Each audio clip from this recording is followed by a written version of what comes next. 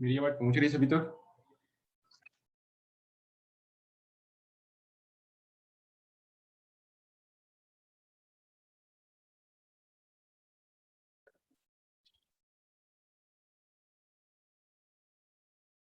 Okay.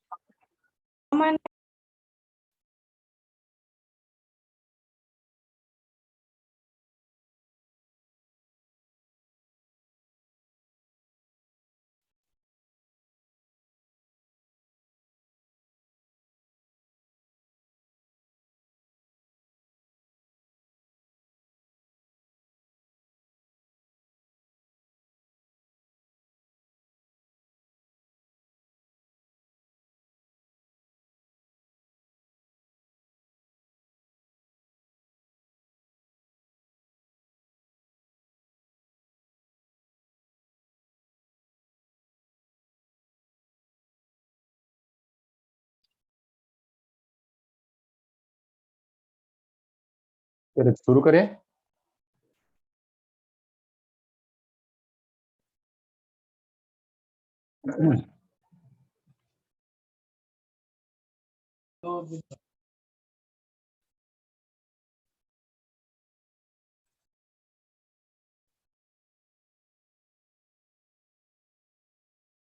शुरू करें।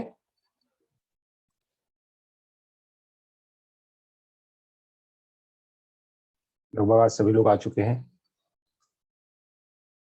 चलिए, तो शुरू करते हैं। आज के दिन की शुरुआत करते हैं।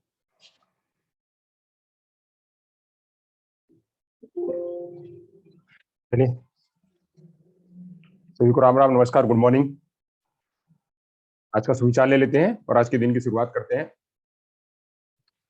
जो सब्र के साथ इंतजार करना जानते हैं, जो सब्र के साथ इंतजार करना जानते हैं, उनके पास हर चीज किसी न किसी तरह पहुंच जाती है।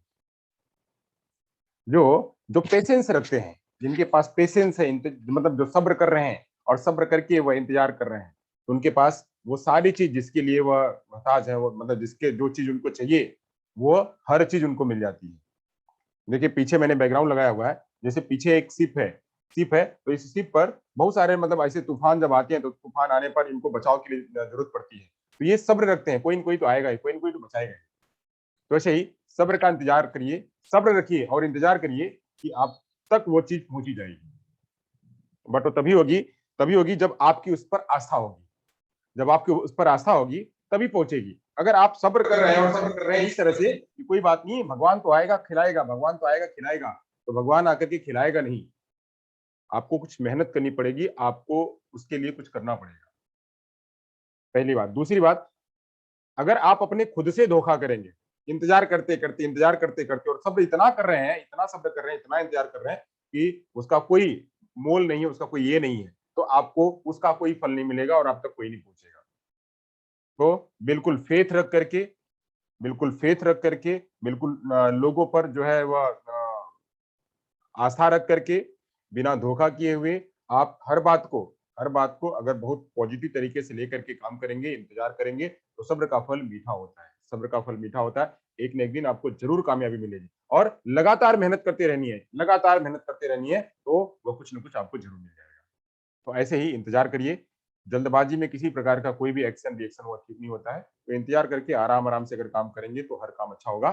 तो ऐसे ही यहाँ पढ़ने की बात है, पढ़ने में भी हम ले सकते हैं अपने को कि आज कहें, आज ही हमने सारा कुछ जो है पूरा सिलेबस पढ़ लेना है, तो आज ही पूरा सिलेबस नहीं हो पाएगा। आपको धीरे-धीरे, धीरे-धीरे पढ़ना पड़ेगा। धीरे-धीरे पढ़ेंगे तो सब कुछ आपके मस्तिष्क में धीरे-धीरे बैठता जाएगा और उन सारे प्रश्नों का आप जवाब देने लगेंगे। तो ऐसे ही पेशेंस रखेंगे, पेशेंस रख कर के हर काम हो सकता है। तो सब्र के साथ इंतजार करना, जो जानते हैं उनके पास हर चीज किसी न किसी तरह से पहुंच जाती है। तो ऐसे ही आज के इस सुविचार से हम आज अपने दिन की शुरुआत करेंगे। चलिए तो दिन की शुरुआत करते हैं। आज अपना टॉपिक ले लेते हैं। टॉपिक ले लेते हैं। टॉपिक है हमारा थियरीज ऑफ इंटेलिजेंस। तो आप सभी का दिशा एकेडमी में स्वागत है और मैं संतोष सर आपके बीच थियरीज ऑफ इंटेलिजेंस, बुद्धि के सिद्धांत लेके आया हूं। अभी तक हमने बुद्धि क्या है और बुद्धि का क्या महत्व है, बुद्धि की क्या भूमिका है और बुद्धि के कितने प्रकार हैं, बुद्धि के बारे में कौन कौन से लोगों ने परिभाषाएं दी हुई हैं, इन सब के बारे में हमने जान लिया हुआ है। अब यहाँ से जो है और हमने बुद्धि लब्धि क्या है, बुद्धि लब्धि का वो ग्राफ कैसा है, ये सब के बारे में हमने जान लिया हुआ है। तो हम यहाँ से बुद्धि के सिद्धांत के बारे में जानेंगे और थोड़ा सा बुद्धि को प्रभावित करने वाले कारक के बारे में जानेंगे।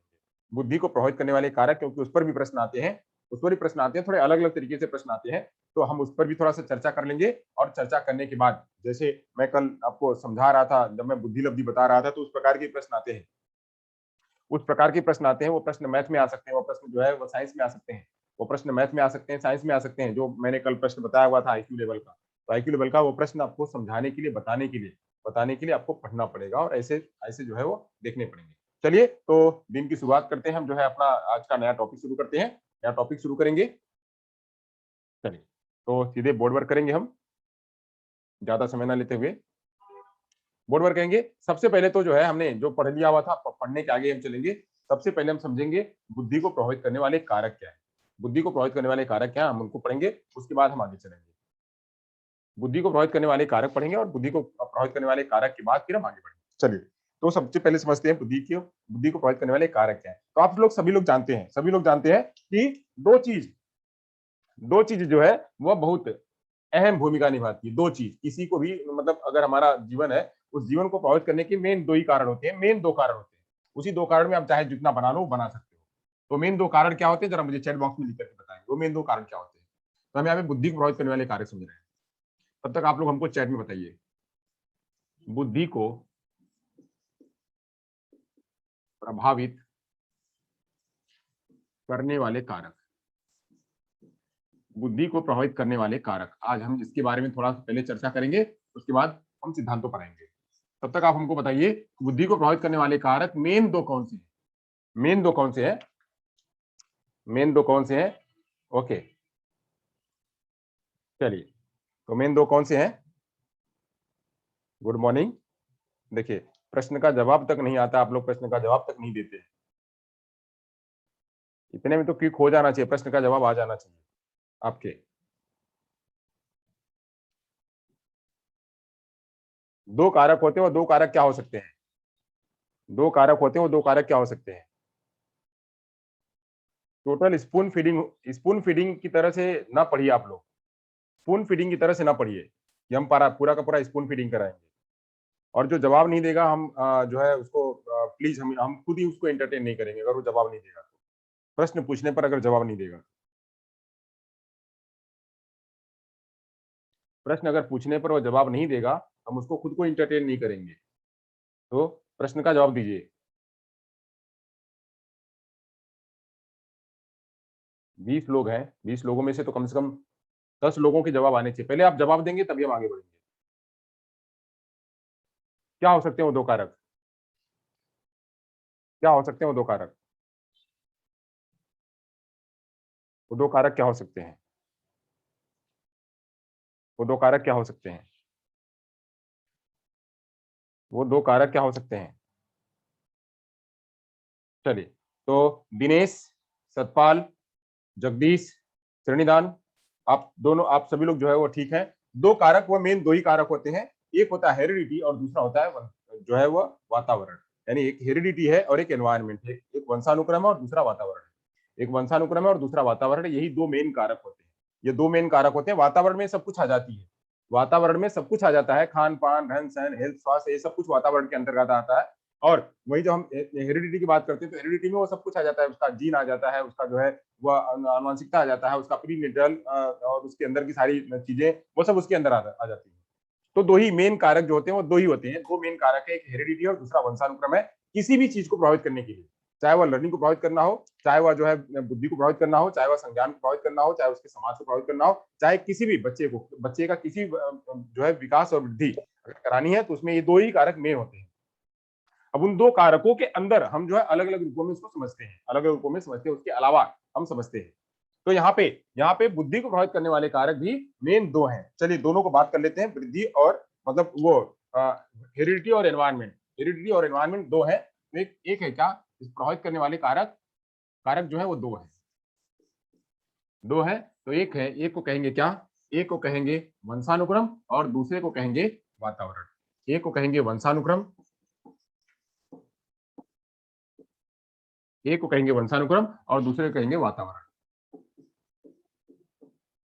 वंशानुक्रम और वातावरण, वंशानुक्रम और वातावरण को समझ लेते हैं। तो पहले हम सबसे पहले वंशानुक्रम को समझेंगे। वंशानुक्रम में बुद्धि को कैसे प्रभावित होगी, बुद्धि कैसे प्रभावित होगी। तो जब हम वंशानुक्रम पढ़ रहे थे, वंशानुक्रम हम पढ़ रहे थे, तो वंशानुक्रम में हमने बताया हुआ था कुछ, वंशानुक्रम ने बताया हुआ था। तो यहाँ पे हमने बताया हुआ था कि वंशानुक्रम जो कैसे होता है, उसमें बच्चे कैसे होते हैं, किस प्रकार के होते हैं, जीन जो है वो किस तरह से बनते हैं, और जीन बनने के बाद बच्चे कैसे होते हैं। वो दो प्रकार की बात जो हमने मेन बताई हुई थी। तो उससे पहले हम समझ लेते हैं, वंशानुक्रम जो है वो प्रमुख होता है।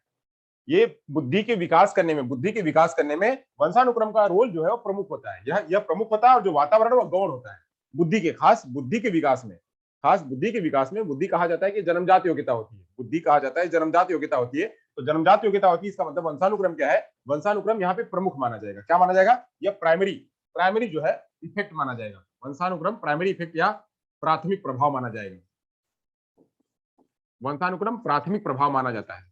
अब हम इसको और विस्तार में समझेंगे थोड़ा सा। इसको प्राथमिक प्रभाव माना जाता है और इसको गौण या द्वितीय प्रभाव माना जाता है। इसको गौण या द्वितीय प्रभाव, इसको गौण या द्वितीय प्रभाव, इसका जो है वह गौण या द्वितीय प्रभाव होता है। किसका, वातावरण का। वातावरण का प्रभाव जो है वह पड़ता है, बट बहुत कम होता है। पड़ता है, वातावरण का भी प्रभाव पड़ता है, बट कम होता है। मैंने कल मैं जब बुद्धि पढ़ा रहा था तो मैंने बताया हुआ था, अगर किसी की बुद्धि 100 है, किसी का आईक्यू 100 है, आईक्यू उसका 100 है, तो ये आईक्यू जो है 100 तो वो लेके आया है कहां से, यह जन्म से, अपने वंशानुक्रम से 100 लेके आया हुआ, वंशानुक्रम से 100 लेके आया हुआ है, वही उसकी है, मतलब उसकी हेरिडिटी के आधार पर उसका 100 है, यानी जन्मजात उसकी आईक्यू 100 है। बट यस आईक्यू जो है यह घट भी सकती है, यह डिक्रीज भी हो सकती है और इंक्रीज भी हो सकती है। यानी इससे जो है यह ऊपर भी जा सकती है, यह ऊपर भी जा सकती है और नीचे भी आ सकती है। यह 110 भी हो सकती है और यह 90 भी हो सकती है। यह 110 भी हो सकती है और 90 भी हो सकती है, बस इतना ही हो सकती है, इसके ऊपर नहीं जाएगी।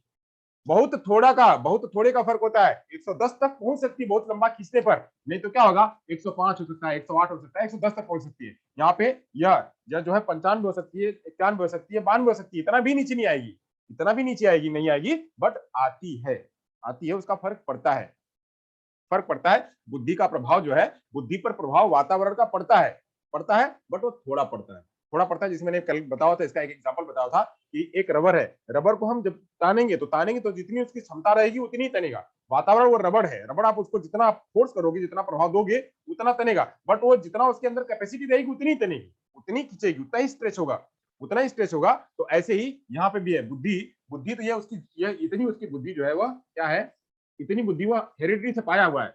100 आईक्यू यह अपने हेरिडिटी से पाया हुआ है, इसको 105 110 किया जा सकता है। कैसे, वातावरण के प्रभाव से। इसको 90 हो सकता है, कैसे, वातावरण के प्रभाव से। अगर उसको बराबर वातावरण नहीं मिलेगा तो उसकी बुद्धि डिक्रीज होगी, वहीं अगर उसका वातावरण बराबर होगा तो उसकी बुद्धि इंक्रीज होगी। इस पे बहुत सारे लोगों ने इन दोनों पर, इस पर और इस पर, दोनों पर बहुत सारे लोगों ने प्रयोग भी किया हुआ, प्रयोग करके उस पर बताया हुआ भी है। जब मैं हेरिडिटी पढ़ा रहा था और एनवायरमेंट पढ़ा था, हेरिडिटी और एनवायरमेंट पढ़ा रहा था, तो उस टाइम पे मैंने बताया हुआ था, बहुत विस्तार में समझाया हुआ था, कई लोगों के सिद्धांत भी मैंने बताए हुए थे। तो यहाँ पे हेरिडिटी में मैंने समझाया हुआ था कि बच्चे जो बच्चे होते हैं वह ट्विन स्टडी की, यहाँ पे कई सारी ट्विन स्टडी करी गई थी, ट्विन स्टडी करी गई थी। ट्विन स्टडी करी गई थी, कैसे करी गई थी, उसमें 2 प्रकार के जुड़वा बताए गए थे। जरा मुझे बताइए 2 प्रकार के जुड़वा कौन से होते हैं, फटाफट बताइए लिख करके। 2 जुड़वा कौन से हैं, ट्विन स्टडी 2 जुड़वा कौन से हैं, 2 जुड़वा बताए गए थे, 2 जुड़वा बताया था मैंने। जब मैं हेरिडिटी पढ़ा रहा था मैंने 2 जुड़वा बताया हुआ था। 2 प्रकार के जुड़वा होते हैं, 2 प्रकार के जुड़वा होते हैं। जरा बताइए फटाफट, इतना समय नहीं लगना चाहिए, फटाफट। हाँ very good, fraternal, identical, very good. एक है फ्रेटर्नल और दूसरा है आइडेंटिकल। एक को कहते हैं फ्रेटर्नल और दूसरे को कहते हैं आइडेंटिकल। एक को कहते हैं फ्रेटर्नल और दूसरे को कहते हैं आइडेंटिकल। ये जो फ्रेटर्नल है, यह फ्रेटर्नल कौन होता है? यह फ्रेटर्नल कौन होता है? यह बंधु, इसको कहते हैं बंधु, इसको कहते हैं बंधु जुड़वा। और इसको क्या कहते हैं? इसको कहते हैं जुड़वा, समान जुड़वा, इसको कहते हैं समान जुड़वा, इसको कहते हैं समान जुड़वा, इसको कहते हैं बंधु जुड़वा। अब समान जुड़वा और बंधु जुड़वा के बारे में मैंने बताया हुआ था। समान जुड़वा और बंधु जुड़वा के बारे में मैंने बताया हुआ था कि बंधु जुड़वा कब होते हैं? बंधु जुड़वा कब होते हैं? जब एक माँ के उसमें गर्भ में, माँ के गर्भ में जब 2 अंडे बन जाते हैं। वैसे मतलब नॉर्मली एक अंडा होता है, एक अंडे से जब निषेचन होता है, एक अंडे से जब निषेचन होता है तो यहाँ से एक जो है आकर के बच्चा एक गर्भ हो जाता है। अब इस गर्भ में इसी के आधार पे 2 बच्चे पैदा हो जाते हैं, एक ही गर्भ में 2 बच्चे पैदा हो जाते हैं। मतलब एक अंडे से 2 बच्चे जो है वो तैयार हो जाते हैं। इसको कहते हैं क्या? ये आइडेंटिकल होते हैं। एक से वो 2 तैयार हो जाते हैं तो क्या होते हैं? इसको कहते हैं ये आइडेंटिकल जुड़वा। आइडेंटिकल जुड़वा हमेशा एक ही होते हैं, चाहे वो लड़का होगा, चाहे वो लड़का होगा, चाहे वो लड़की होगी, चाहे वो लड़का होगा, चाहे वो लड़की होगी, चाहे वो लड़का होगा, चाहे लड़की होगी। ये होते हैं आइडेंटिकल होते हैं। यहाँ पे अब ये इससे 2 बन गए, एक जो है ये एक इससे बन गया, एक इससे बन गया, 2 जुड़वा बन गए, 2 जुड़वा बन गए, एक ही साथ में 2 जुड़वा गर्भ में पल रहे हैं। तो 2 जुड़वा, अब इसमें एक लड़का हो सकता है, एक लड़की हो सकती है, एक लड़का हो सकता है, एक लड़की हो सकती है। इसमें यह मैं बताया हुआ था। अब इसमें यह चर्चा करी गई थी कि अब इन दोनों को, एक ही जुड़वा है, एक जैसे ही है, एक जैसी ही, लड़का है या लड़का है, या लड़की है या लड़की, दोनों जुड़वा ही है, आइडेंटिकल है, बिल्कुल उनकी शेप, साइज, कलर सब कुछ सेम है, हर कुछ सेम है। अब उनको जो है अलग अलग जगहों पे भेज दिया गया, इनको अलग अलग जगहों पे भेज दिया गया। किसको? आइडेंटिकल वाले को। फ्रेटर्नल को छोड़िए, हम आइडेंटिकल की बात करते हैं। आइडेंटिकल की बात करते हैं, उनको सेम होम में, मतलब एक ही जैसे घर में, एक ही जैसे घर में, मतलब उनको रख दिया गया, एक ही जैसे घर में रख दिया गया। और मतलब एक को, अब ये आइडेंटिकल है, आइडेंटिकल को यहाँ पे ये 2 आइडेंटिकल है, इनको 2 जगह पे रखा गया। एक तो एक ऐसा होम, एक सेम होम पे एक स्टडी करी गई सेम होम की, और दूसरी स्टडी करी गई डिफरेंट होम की,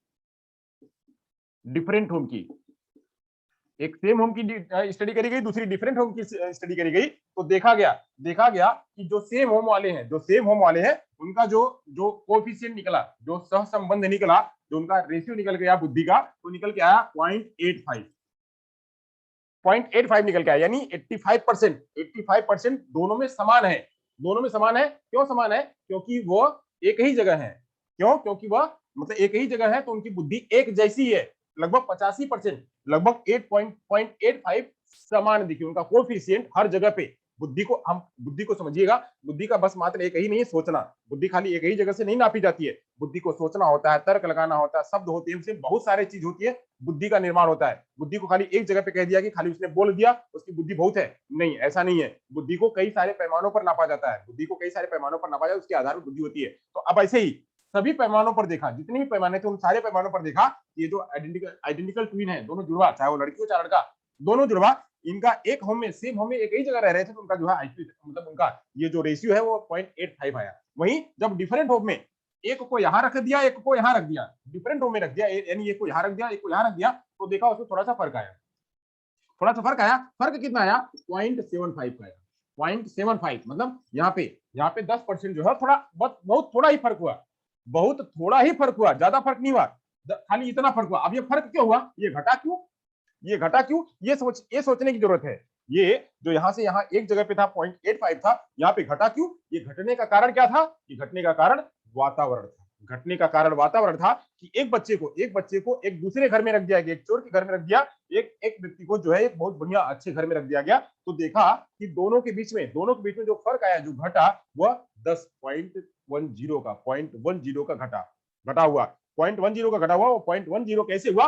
वह वातावरण का प्रभाव हुआ, वह वातावरण का प्रभाव हुआ। तो ऐसे ही, हाँ, डिफरेंट एनवायरमेंट, यहाँ पे अलग वातावरण में रहने पर इसके अंदर में फर्क हुआ। तो इसका मतलब हम यह कह सकते हैं कि यहाँ पे बच्चों के ट्विंस में भी एक तो सेम होती है, यानी बहुत मेजोरिटी तो यही है कि मेजोरिटी सेम है, यानी 75% तो वह लेके आया हुआ है, उसमें कोई घटाव बढ़ाव नहीं हो सकता है। बट 10%, मतलब 10% का 5% का घटाव बढ़ाव हो सकता है। किसकी वजह से?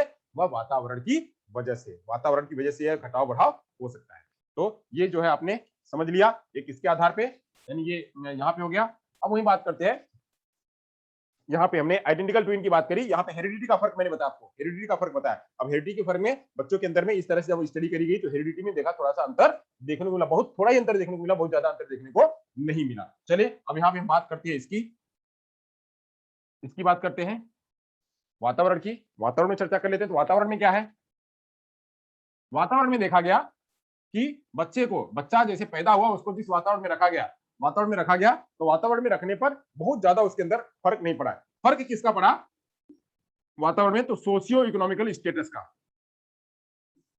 सोशियो इकोनॉमिकल स्टेटस का, यानी जैसा उसको खान पान रहन सहन, उसके मम्मी पापा का समाज पारिवारिक स्थिति आर्थिक स्थिति जैसी थी उसके आधार पे थोड़ा बहुत घटाव बढ़ाव मिला। इसके आधार पे यहाँ पे जो बच्चे हैं, अब वही अलग अलग भी बच्चे हैं, यहाँ तो मैंने स्टडी ट्विन की स्टडी करके बताई, मतलब ट्विन की स्टडी के आधार पर मैंने बताया। वहां पे अगर हम बात करते हैं अलग अलग प्रकार के बच्चे, तो अलग अलग प्रकार के बच्चों में जो स्टडी देखी जाती है तो उस अलग अलग प्रकार के बच्चों में सोशियो इकोनॉमिकल स्टेटस का वहां पे प्रभाव पड़ता है कि जिसका खान पान अच्छा है, जिनका रहन सहन अच्छा है, जिनके पास रुपए पैसे है, वो अच्छे स्कूल में पढ़ा सकते हैं, तो वहां पे क्या है बच्चों का आईक्यू थोड़ा सा बढ़ सकता है। वहीं एक ऐसी जगह पे बच्चा एक ऐसे स्कूल में पढ़ रहा है जहां अच्छी पढ़ाई लिखाई नहीं हो रही, अच्छा वातावरण नहीं मिल रहा है, उसका आईक्यू थोड़ा घट सकता है। तो घटना और बढ़ना ये किसके कारण हो सकता है, सोशियो इकोनॉमिकल स्टेटस के आधार पे, इसी पे जो है एक ग्राफ के आधार पे भी, जो ग्राफ भी बताया गया था, ये ग्राफ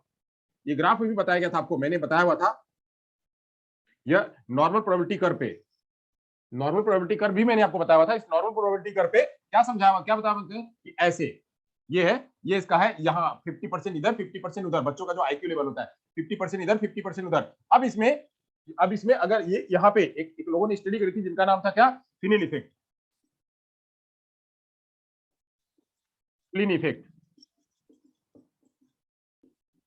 फ्लिन जी ने एक स्टडी करी, फ्लिन के स्टडी में पाया गया, उन्होंने देखा कि बच्चों में एक ग्राफ के आधार पर उन्होंने समझा कि बच्चों में जैसा वातावरण मिल रहा है, जैसा वातावरण मिलता है वैसा बच्चे जो है वह आगे स्टडी करते जाते हैं, वह आगे जो है उनके में प्रभाव देखा जाता है। यानी वातावरण जैसा हो रहा है उस वातावरण के आधार पे बच्चों के अंदर में जो है उसकी आईक्यू में प्रभाव देखा जा रहा है, उसका आईक्यू प्रभाव देखा जा रहा है। इसका एक एग्जांपल उन्होंने और बताया कि जैसे पुरानी जनरेशन है तो पुरानी जनरेशन के बाद की जनरेशन, जैसे हमारे दादाजी जो थे, दादाजी की जनरेशन के बाद हमारे पिताजी की जनरेशन, दादाजी की जनरेशन का आईक्यू अगर देखा जाए तो उन लोगों का आईक्यू कुछ और रहा था। उन लोगों का आईक्यू, मान लीजिए उनका आईक्यू इतना था, उनका आईक्यू इस लेवल का था, यहां से यहां तक का, उस जनरेशन का यहां से यहां तक का था, यहां से यहां तक था।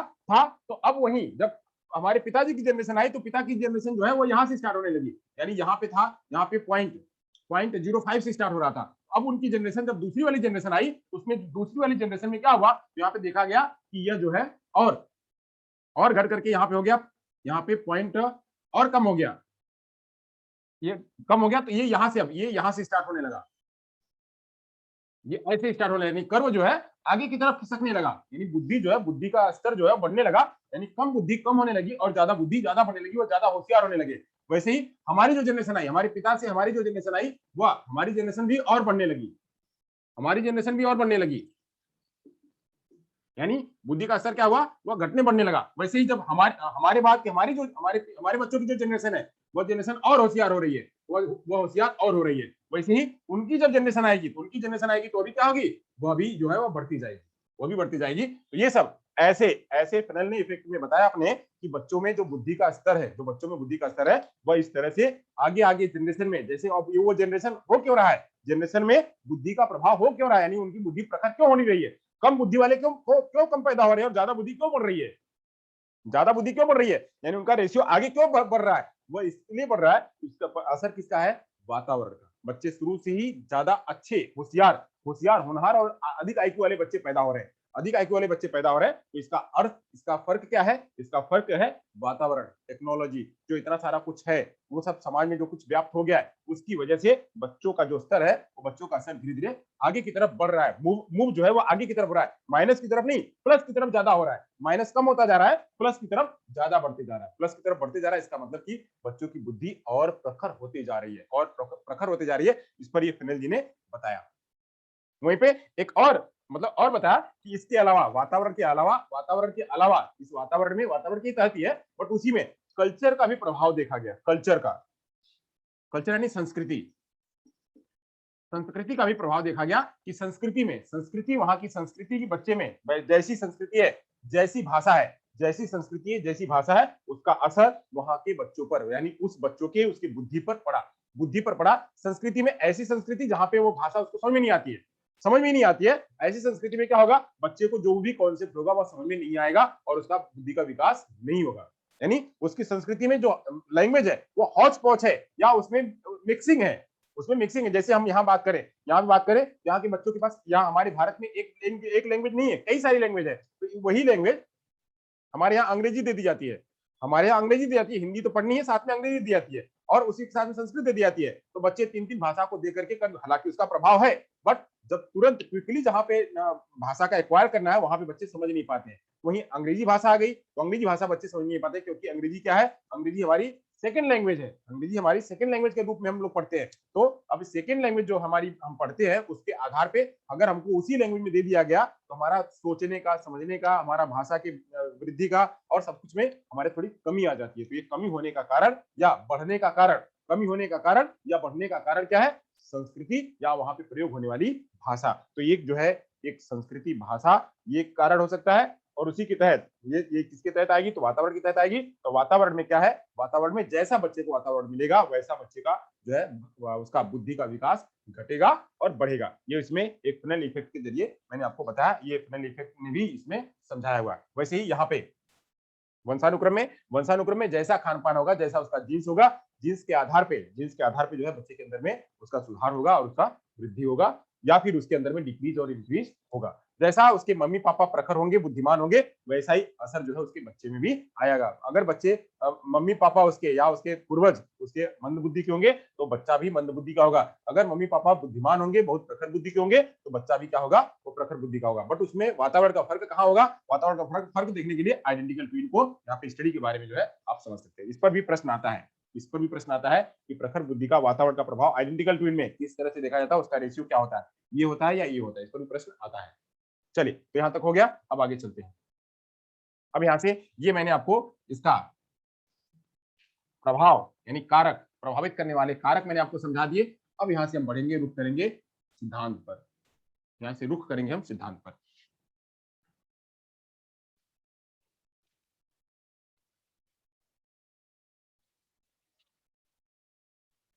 बुद्धि को प्रभावित करने वाले कारक नहीं, बुद्धि के सिद्धांत के बारे में समझेंगे। बुद्धि के सिद्धांत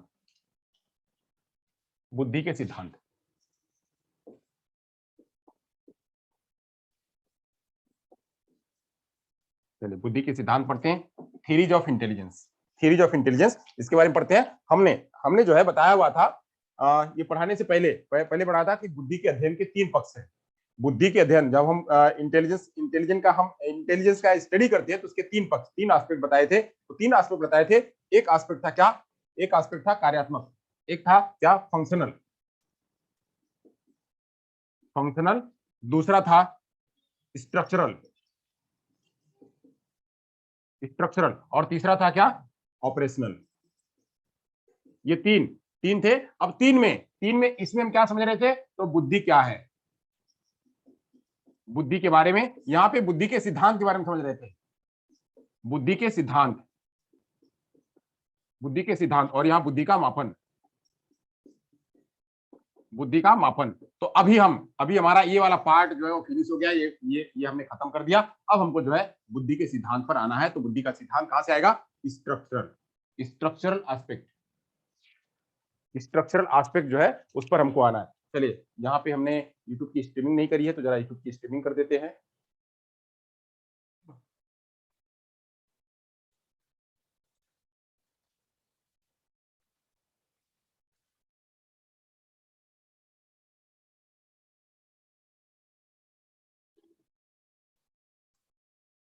चलिए, तो होता रहेगा। हाँ, अब यहाँ से हम जो है बुद्धि के सिद्धांत के बारे में समझेंगे। बुद्धि के सिद्धांत के बारे में समझ लेते हैं। तो बुद्धि का सिद्धांत कहां पे आएगा, संरचनात्मक पक्ष में आएगा। तो बुद्धि का सिद्धांत जो है हम 2 रूपों में समझेंगे। बुद्धि का सिद्धांत 2 रूपों में समझेंगे। कैसे समझेंगे 2 रूपों में, आइए समझते हैं। बुद्धि का सिद्धांत जो है इसके भी 2 रूप हैं। बुद्धि के सिद्धांत या स्ट्रक्चरल एस्पेक्ट से तो निकलती है बुद्धि का सिद्धांत, बुद्धि का सिद्धांत की चर्चा स्ट्रक्चरल एस्पेक्ट में की जाती है। अब बुद्धि के सिद्धांतों को दो रूपों में समझा जाता है। बुद्धि के सिद्धांत को दो रूपों में समझा जाता है। एक रूप है कारक सिद्धांत, एक को कहते हैं कारक सिद्धांत, एक को कहते हैं कारक सिद्धांत। यानी कारक के आधार पे जो है सिद्धांत बने हुए, कारक के आधार पे सिद्धांत बने हुए। कौन कौन से कारक हैं? कारक मानी मतलब वही क्या, वही मतलब फैक्टर, फैक्टर के आधार पे, फैक्टर के आधार पे कौन कौन से सिद्धांत बने हैं इसको समझ लेते हैं कि factor theories of intelligence, factor theories of intelligence,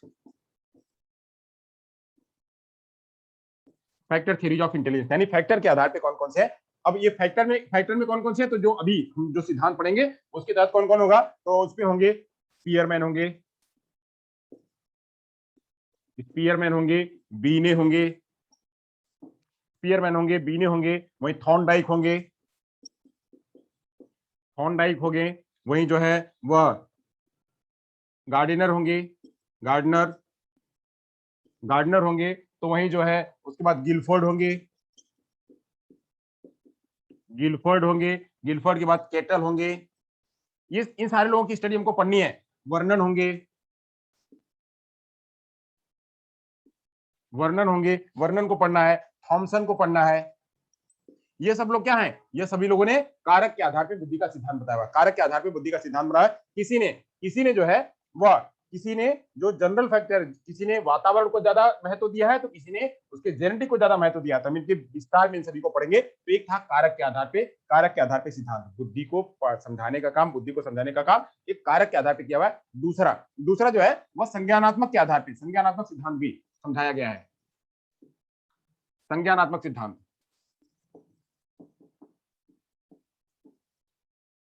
अब संज्ञानात्मक सिद्धांत के बारे में तो आप लोग जानते ही हैं, इसके बारे में तो कितना पढ़ा दिया गया है। संज्ञानात्मक सिद्धांत में कौन कौन हो सकते हैं, मेन तो कौन हो सकते हैं, तो वहां पे समझाने का काम कौन है, तो वहां पे मेन जो है वो पियाजे जी हैं। संज्ञान में बुद्धि को लेकर के पियाजे जी हैं, जो बुद्धि को समझते हैं। ये कहते हैं संज्ञान के आधार बुद्धि होती है। एक है पियाजे और दूसरे हैं ब्रूनर, एक है पियाजे और दूसरे हैं ब्रूनर। एक पियाजे जी हैं और दूसरे हैं ब्रूनर। इन दोनों लोगों ने बुद्धि को संज्ञान के रूप में समझा हुआ है, बुद्धि को संज्ञान के रूप में समझा हुआ है और इसकी व्याख्या करी हुई है। बुद्धि को ही संज्ञान के रूप में समझा हुआ और उसकी व्याख्या करी हुई है। और ये लोग जो है वो बुद्धि को स्ट्रक्चर के आधार पर समझा हुआ है, स्ट्रक्चर के आधार पर, फैक्टर के आधार पर, स्ट्रक्चर के आधार पर और फैक्टर के आधार पर समझा हुआ है। तो हम जो है इनको तो हम लोगों ने पढ़ लिया हुआ, इसमें खाली ब्रूनर रह गए, बाकी इसको उनको पढ़ लेंगे। हमें यहाँ पे अब हम कारक पढ़ेंगे, कारक पढ़ेंगे किसके आधार पे, फैक्टर के आधार पे हम जो है थ्योरी पढ़ेंगे। स्पीयरमैन को पढ़ेंगे, बीने को पढ़ेंगे, थॉर्नडाइक को पढ़ेंगे, गार्डनर को पढ़ेंगे, गिलफोर्ड को पढ़ेंगे, केटल को पढ़ेंगे। इन सभी को जो है हम पढ़ेंगे। चलिए तो बात करते हैं हम यहाँ से, ये दो रूपों में बुद्धि के सिद्धांत को दो दो सिद्धांतों के आधार पे समझते हैं, कारक के सिद्धांत के आधार पे और संज्ञानात्मक सिद्धांत के आधार पे। तो कारक के सिद्धांत के आधार पे फैक्टर जिसमें होते हैं तो वो स्पीयरमैन, बीने, थॉर्नडाइक, गार्डनर, गिलफोर्ड, इनको छोड़ करके संज्ञानात्मक को छोड़ करके बाकी सारे लोग क्या है, वो कारक के तहत आते हैं। बुद्धि में जिनका एक्सप्लेन किया हुआ वो आते हैं, बाकी संज्ञानात्मक पियाजे और ब्रूनर रहते हैं। तो चलिए ये आप समझ लिए, आगे चलते हैं। अब यहाँ समझते हैं कि कौन कौन सी थियरीज है, और थियरीज का विकास कब से शुरू हुआ, कौन कौन सी थियरीज हैं और उनका विकास कब से शुरू हुआ, उसको समझ लेते हैं, फिर हम चर्चा करेंगे थियरीज पर। ये सिद्धांत जो है लगभग 18वीं सदी और 19वीं सदी से जो है स्टार्ट हुआ। बुद्धि का स्टार्ट मैंने बताया हुआ था। प्रथम प्रयोगशाला जरा बताइएगा। प्रथम प्रयोगशाला जर्मनी के लिप्जिंग में कब आई थी, जरा बताइएगा फटाफट। प्रथम प्रयोगशाला जर्मनी के लिप्जिंग में कब आई, तो यहाँ पे बुद्धि का जो विकास है, बुद्धि का विकास या इस पर अध्ययन करने का काम, बुद्धि पर अध्ययन का काम का कार्य 18वीं एवं 19वीं सदी में, 18वीं एवं 19वीं सदी में अधिक हुआ, 18वीं एवं 19वीं सदी में अधिक हुआ।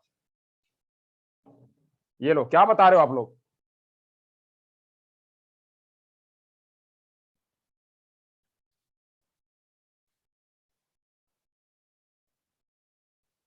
कोई 1905 बता रहा है, कोई 1809, 1979 बता रहा है, क्या है एग्जैक्ट, ऐसे कैसे काम चलेगा, ऐसे कैसे काम चलेगा।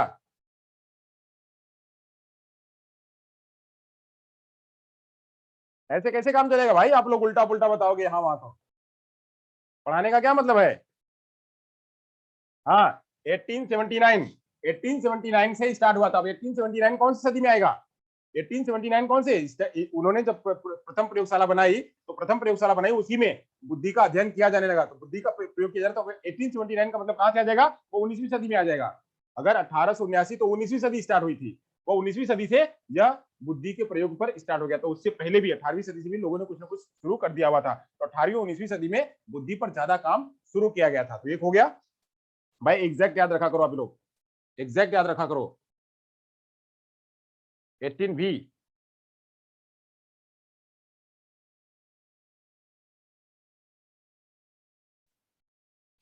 ओके, चलिए आगे चलते हैं। तो इसी के आधार पे जो है बहुत सारे तत्वों की खोज करी गई, और इसमें जो है बहुत सारे संगठन की भी खोज करी गई। कब? कि बुद्धि के आधार पे। अब इसी में जो है, इसी में जब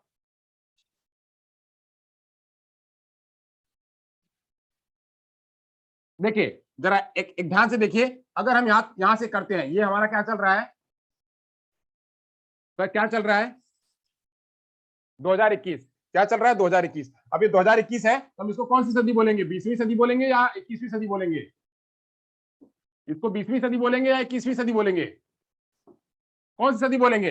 2021 है तो इसको 20वीं सदी बोलेंगे या 21वीं सदी बोलेंगे? जरा मुझे बताइए। 21वीं सदी बोलेंगे। तो ऐसे ही अब यहाँ पे आप बात कर रहे हैं 1879, आप बोल रहे हैं 1879, तो 1879 18वीं सदी में आएगी या 19वीं सदी में आएगी? अब 1879 तो 18वीं सदी में आएगी या 19वीं सदी में आएगी? 19वीं में आएगी। बस सेम वही है। तो 18वीं में पहले जो है वह कुछ लोगों ने किया था, जिनका कि उसका साक्ष्य और उस पर उतने उसके लिटरेचर नहीं उपलब्ध हुए।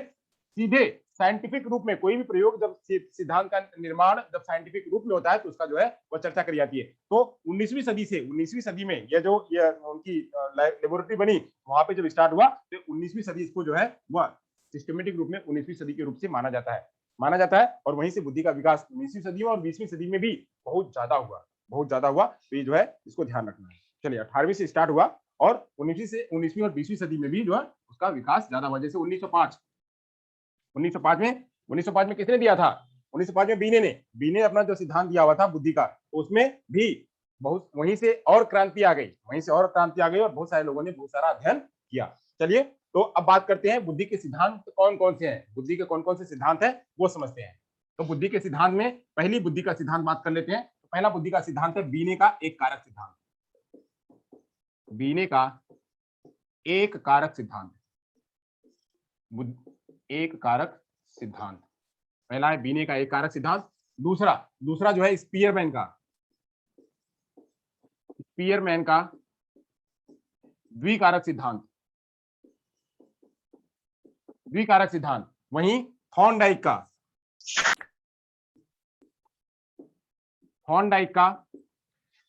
का बहुकारक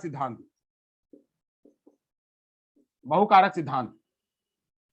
वहीं आगे बढ़ेंगे तो थर्स्टन का समूह कारक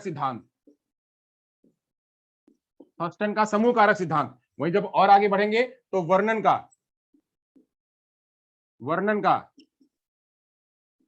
पदानुक्रमिक सिद्धांत।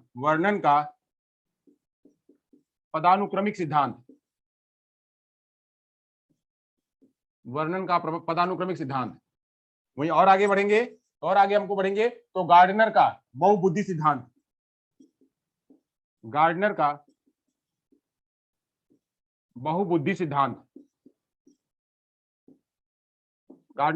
सिद्धांत। वहीं जब और आगे बढ़ेंगे तो हमको मिलेगा गिलफोर्ड का बुद्धि संरचना सिद्धांत।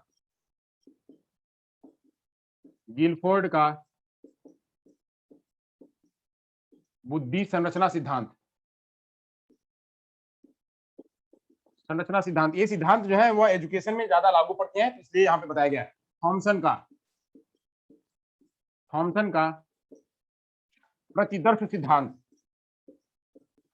प्रतिदर्श सिद्धांत। वही जो नौवां है वह कैटल का तरल ठोस प्रदान। कैटल का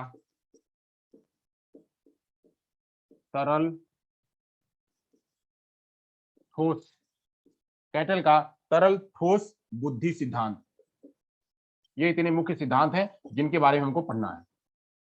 ये इतने सिद्धांत हैं जिनके बारे में हमको पढ़ना है। क्या क्या है? तो बुद्धि के जो अलग अलग जो स्टडी हुई है, उन स्टडी के आधार पे यहाँ पे कुछ स्टडी हमको जो पढ़ने हैं सिद्धांत।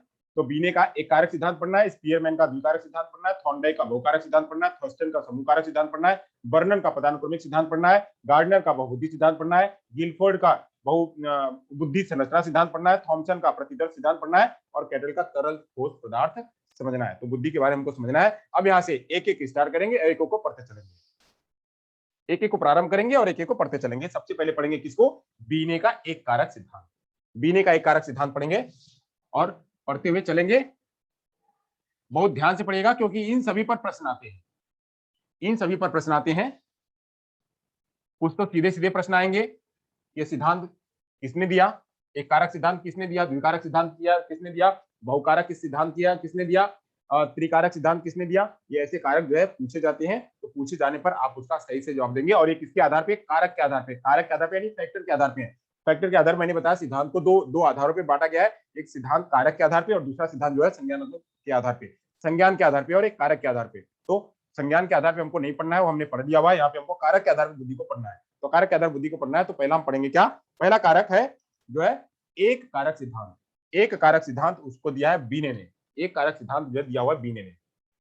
तो हम इसको यहां से ऐसे अंडरलाइन कर लेते हैं, यहां से नीचे लिखेंगे, इसी के नीचे लिखेंगे एक कारक सिद्धांत जो है वह बीने का एक कारक सिद्धांत।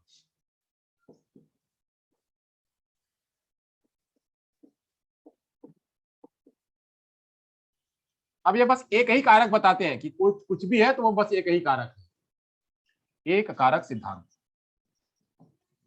यहाँ पे बस एक ही कारक बताते हैं कि जो भी है वह एक ही कारक है, वही कारक जो है वही मेन है।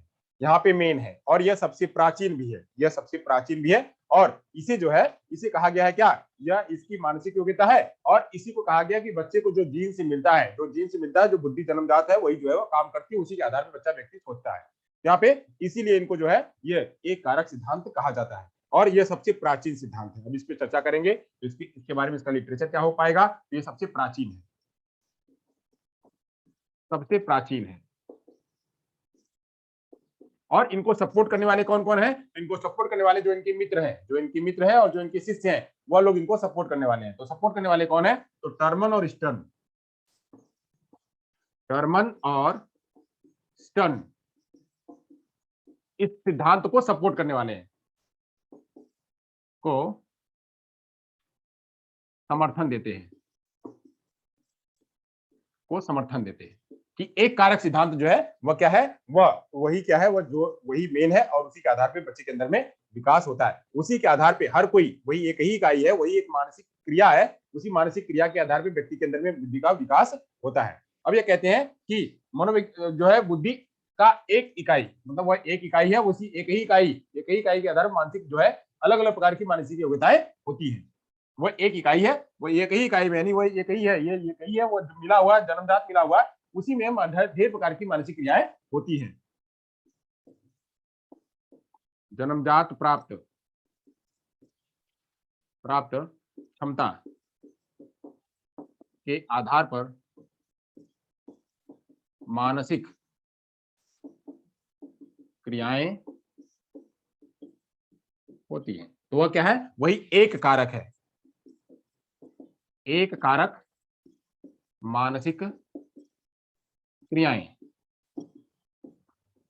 एक कारक मानसिक क्रियाएं जो है उसी के आधार पे क्या होता है, वो सारा का सारा बच्चा और व्यक्ति सोचता है। अब इसी को जो है वह एक तत्व सिद्धांत को यहाँ पे मोनारिस सिद्धांत भी कहते हैं। इसी को मोनारिस सिद्धांत भी कहते हैं, मोनारिच सिद्धांत भी कहते हैं। कहीं कहीं आता है, कहीं कहीं नहीं आता है। मोनारिच सिद्धांत भी कहते हैं, यह याद करके रखिए।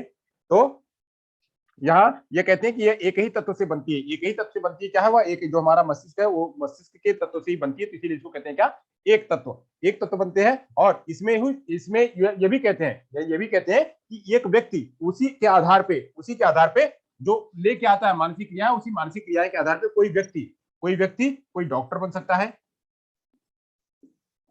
सकता है, या कोई और प्रोफेशन का बन सकता है, कोई डॉक्टर बन सकता है, कोई शिक्षक बन सकता है, या कोई और प्रोफेशन का बन सकता है।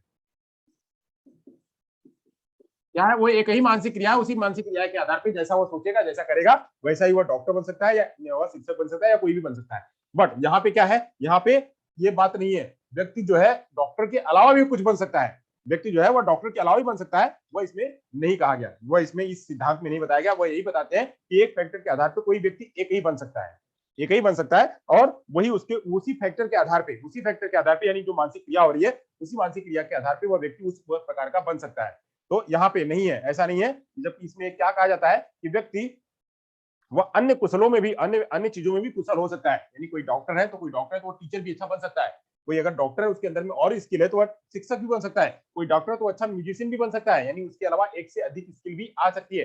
जबकि इसमें कहा गया है कि खाली एक कारक ही इसमें प्रमुख होता है, एक कारक ही प्रमुख होता है, उसी प्रमुखता पर व्यक्ति काम करता है, उसी प्रमुखता पर व्यक्ति काम करता है। तो इसलिए इसको कहा गया क्या, इसको कहा गया एक कारक कहा गया। एक कारक कहा गया कि व्यक्ति अगर डॉक्टर है तो डॉक्टर ही बन सकता है, शिक्षक है तो शिक्षक ही बन सकता है। जबकि आगे आगे जाकर के इस थ्योरी का खंडन किया गया, खंडन किया गया, कहा गया कि नहीं, एक कारक नहीं होता है, बस एक ही फैक्टर नहीं होता है, बस एक ही जनरल फैक्टर नहीं होता है, उसके अलावा और भी स्पेसिफिक फैक्टर होते हैं। उस स्पेसिफिक फैक्टर के आधार पे व्यक्ति जो है काम करता है। अब यहाँ पे जो बात करी गई है, ये जो इस एक फैक्टर की बात करी है, इसको कह सकते हैं क्या, जनरल फैक्टर। जनरल फैक्टर क्या है, जो बच्चे के अंदर में सामान्य, जो व्यक्ति हर कोई लेके आता वही, यानी वो जेनेटिक जो लेके आता वही, वो जनरल फैक्टर हो गया। तो जनरल फैक्टर यहाँ पे कहा जा रहा है बस एक ही फैक्टर, उस एक फैक्टर के आधार पे व्यक्ति जो कुछ सीख सकता है वह सीख सकता है। तो यहाँ पे इसको, और यह सबसे प्राचीन विधि है, यहीं से शुरुआत हुई थी, इसको बीने और टर्मन ने सपोर्ट दिया हुआ है, तथा साथ साथ में इसमें यह कहा गया है कि व्यक्ति एक बार में जो एक कोशिश करेगा वही बनेगा। इसको खंडन बाद में किया गया कि नहीं, एक नहीं बन सकता, उसके और भी रूप जो है रूप बन सकते हैं। तो इसलिए चले, ये हो गया बीने का सिद्धांत हो गया। अब आगे पढ़ते हैं स्पीयरमैन का द्विकारक सिद्धांत। स्पीयरमैन का द्विकारक सिद्धांत, इसमें कहा गया दो दो कारक बताए गए, इसमें तो एक ही कारक बताया गया। अब स्पीयरमैन ने दो कारक, इनके अलावा जब आगे बढ़े तो उन्होंने दो कारक बताया, ये याद रखिएगा।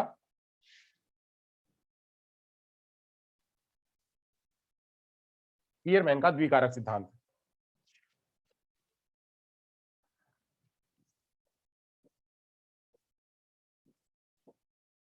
स्पीयरमैन का द्विकारक सिद्धांत, स्पीयरमैन का द्विकारक सिद्धांत। चलिए, तो स्पीयरमैन का द्विकारक सिद्धांत समझ लेते हैं। स्पीयरमैन का द्विकारक सिद्धांत समझ लेते हैं। तो इस सिद्धांत को 1904 में, उसका डेट मैंने नहीं लिखा है, हाँ, इस सिद्धांत को 1904 में अंग्रेज मनोवैज्ञानिक स्पीयरमैन ने दिया। 1904 में अंग्रेज मनोवैज्ञानिक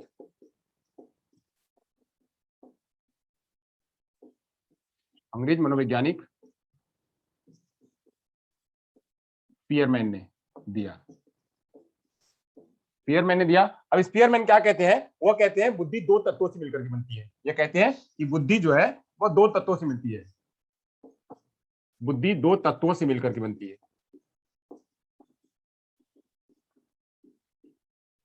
अब वो दो तत्व क्या होते हैं, दो तत्वों से मिलकर बनती है, वो दो तत्व क्या होते हैं, तो दो तत्व उन्होंने कहा कि एक जो है, एक फैक्टर है एस फैक्टर, एक फैक्टर है वो जी फैक्टर, एक को कहा गया जी फैक्टर और दूसरे उसके एस फैक्टर है। एक से अधिक एस फैक्टर हो सकते हैं, S factor, S factor, S factor, एक से अधिक एस फैक्टर हो सकते हैं। यानी एक उसका जनरल फैक्टर है, जो एक जनरल है, जनरल फैक्टर है, और उसके अलावा कुछ स्पेसिफिक फैक्टर है। तो दो तत्व है, दो तत्व में पहला जो है वह सामान्य कारक, सामान्य कारक। अब सामान्य कारक जो है, इस सामान्य कारक ये क्या होती है, इस सामान्य कारक को कहते हैं जन्मजात योग्यता, इसको कहते हैं जन्मजात योग्यता, सामान्य कारक को कहते हैं जन्मजात योग्यता, सामान्य कारक को कहते हैं जन्मजात योग्यता। जो व्यक्ति, हर कोई जो व्यक्ति वो लेके आता है, जन्मजात योग्यता व्यक्ति, हर कोई व्यक्ति जो है वो लेके आता है, और यह सदैव समान रहती है, यह सदैव समान रहती है, वो उसमें कोई फेरबदल नहीं होता है। और यह सामान्य योग्यता जो है वो समान रहती है, इसी के आधार पे एस फैक्टर जो है वो कार्य करता है। इसी के आधार पे एस फैक्टर काम करता है। वही जो दूसरी बात करी गई वो बात करी गई विशेष फैक्टर, दूसरी बात करी गई थी विशेष फैक्टर, विशिष्ट कारक। विशिष्ट कारक जो है वो क्या होती है, वो अर्जित होती है। विशिष्ट कारक अर्जित होती है। कोई व्यक्ति सिंगर बन सकता है, कोई व्यक्ति जो है वह टीचर बन सकता है, कोई व्यक्ति जो है वह क्रिकेटर बन सकता है, वो अलग अलग हो सकता है। इसको कहते हैं अर्जित कारक, अर्जित योग्यता। जो सामान्य कारक है उस सामान्य कारक को कहते हैं, सामान्य कारक को कहते हैं जन्मजात योग्यता, और वही विशिष्ट कारक को कहते हैं क्या, अर्जित योग्यता। अर्जित योग्यता जो है वह समय समय पे बच्चा जिस तरह से जहां पे है, जिस वातावरण में है, वहां से वह रह करके योग्यता ग्रहण कर लेता है। बट वो डिपेंड किस पर करती है, वो डिपेंड करती है उसके जन्मजात योग्यता पर। जन्मजात योग्यता उसकी जितनी है, जन्मजात योग्यता उसकी जितनी है, उसी के आधार पर जो है वह विशिष्ट योग्यता प्राप्त कर सकता है। तो एक व्यक्ति एक से अधिक योग्यताएं वह ग्रहण कर सकता है, एक व्यक्ति इससे अधिक योग्यताएं ग्रहण कर सकता है। ये जो है अर्जित क्या रहता है, जैसे अब यहाँ पे ये विशिष्ट, ये मैंने कारक बता दिया, ये कह दिया कि एक व्यक्ति जो है वह एक से अधिक अधिक जो है वह क्या कर सकता है, वह योग्यताएं अर्जित कर सकता है।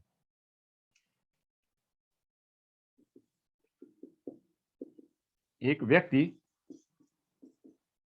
एक से अधिक योग्यताएं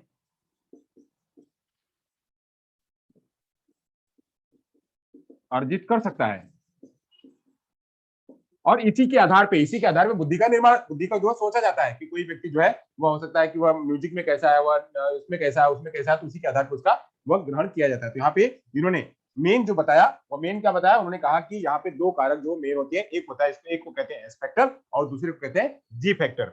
तो एक है, इसको कहा गया सामान्य को कहा गया जी फैक्टर, और विशिष्ट को कहा गया एस फैक्टर। एस फैक्टर के आधार पर उन्होंने ये बताया कि कोई व्यक्ति जो है वह सामान्य तत्व के आधार पर, किसके आधार पर, सामान्य तत्व के आधार पे, जो उसका सामान्य जो जी फैक्टर है, उस जी फैक्टर के आधार पे कोई व्यक्ति जो है वह उतना ही अच्छा करेगा जितना उसका जी फैक्टर होगा। कोई व्यक्ति उतना ही अच्छा कर पाएगा जितना उसका जी फैक्टर अच्छा होगा, यानी सामान्य फैक्टर में उतना ही विशिष्ट कौशल हो पाएगा। यहाँ पे एक पॉइंट और नोट करने की चीज है कि कोई व्यक्ति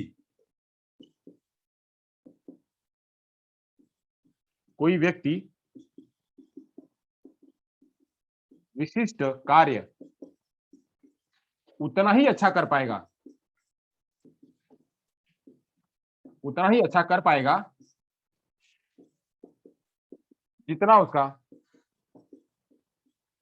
जितना उसका जी फैक्टर होगा,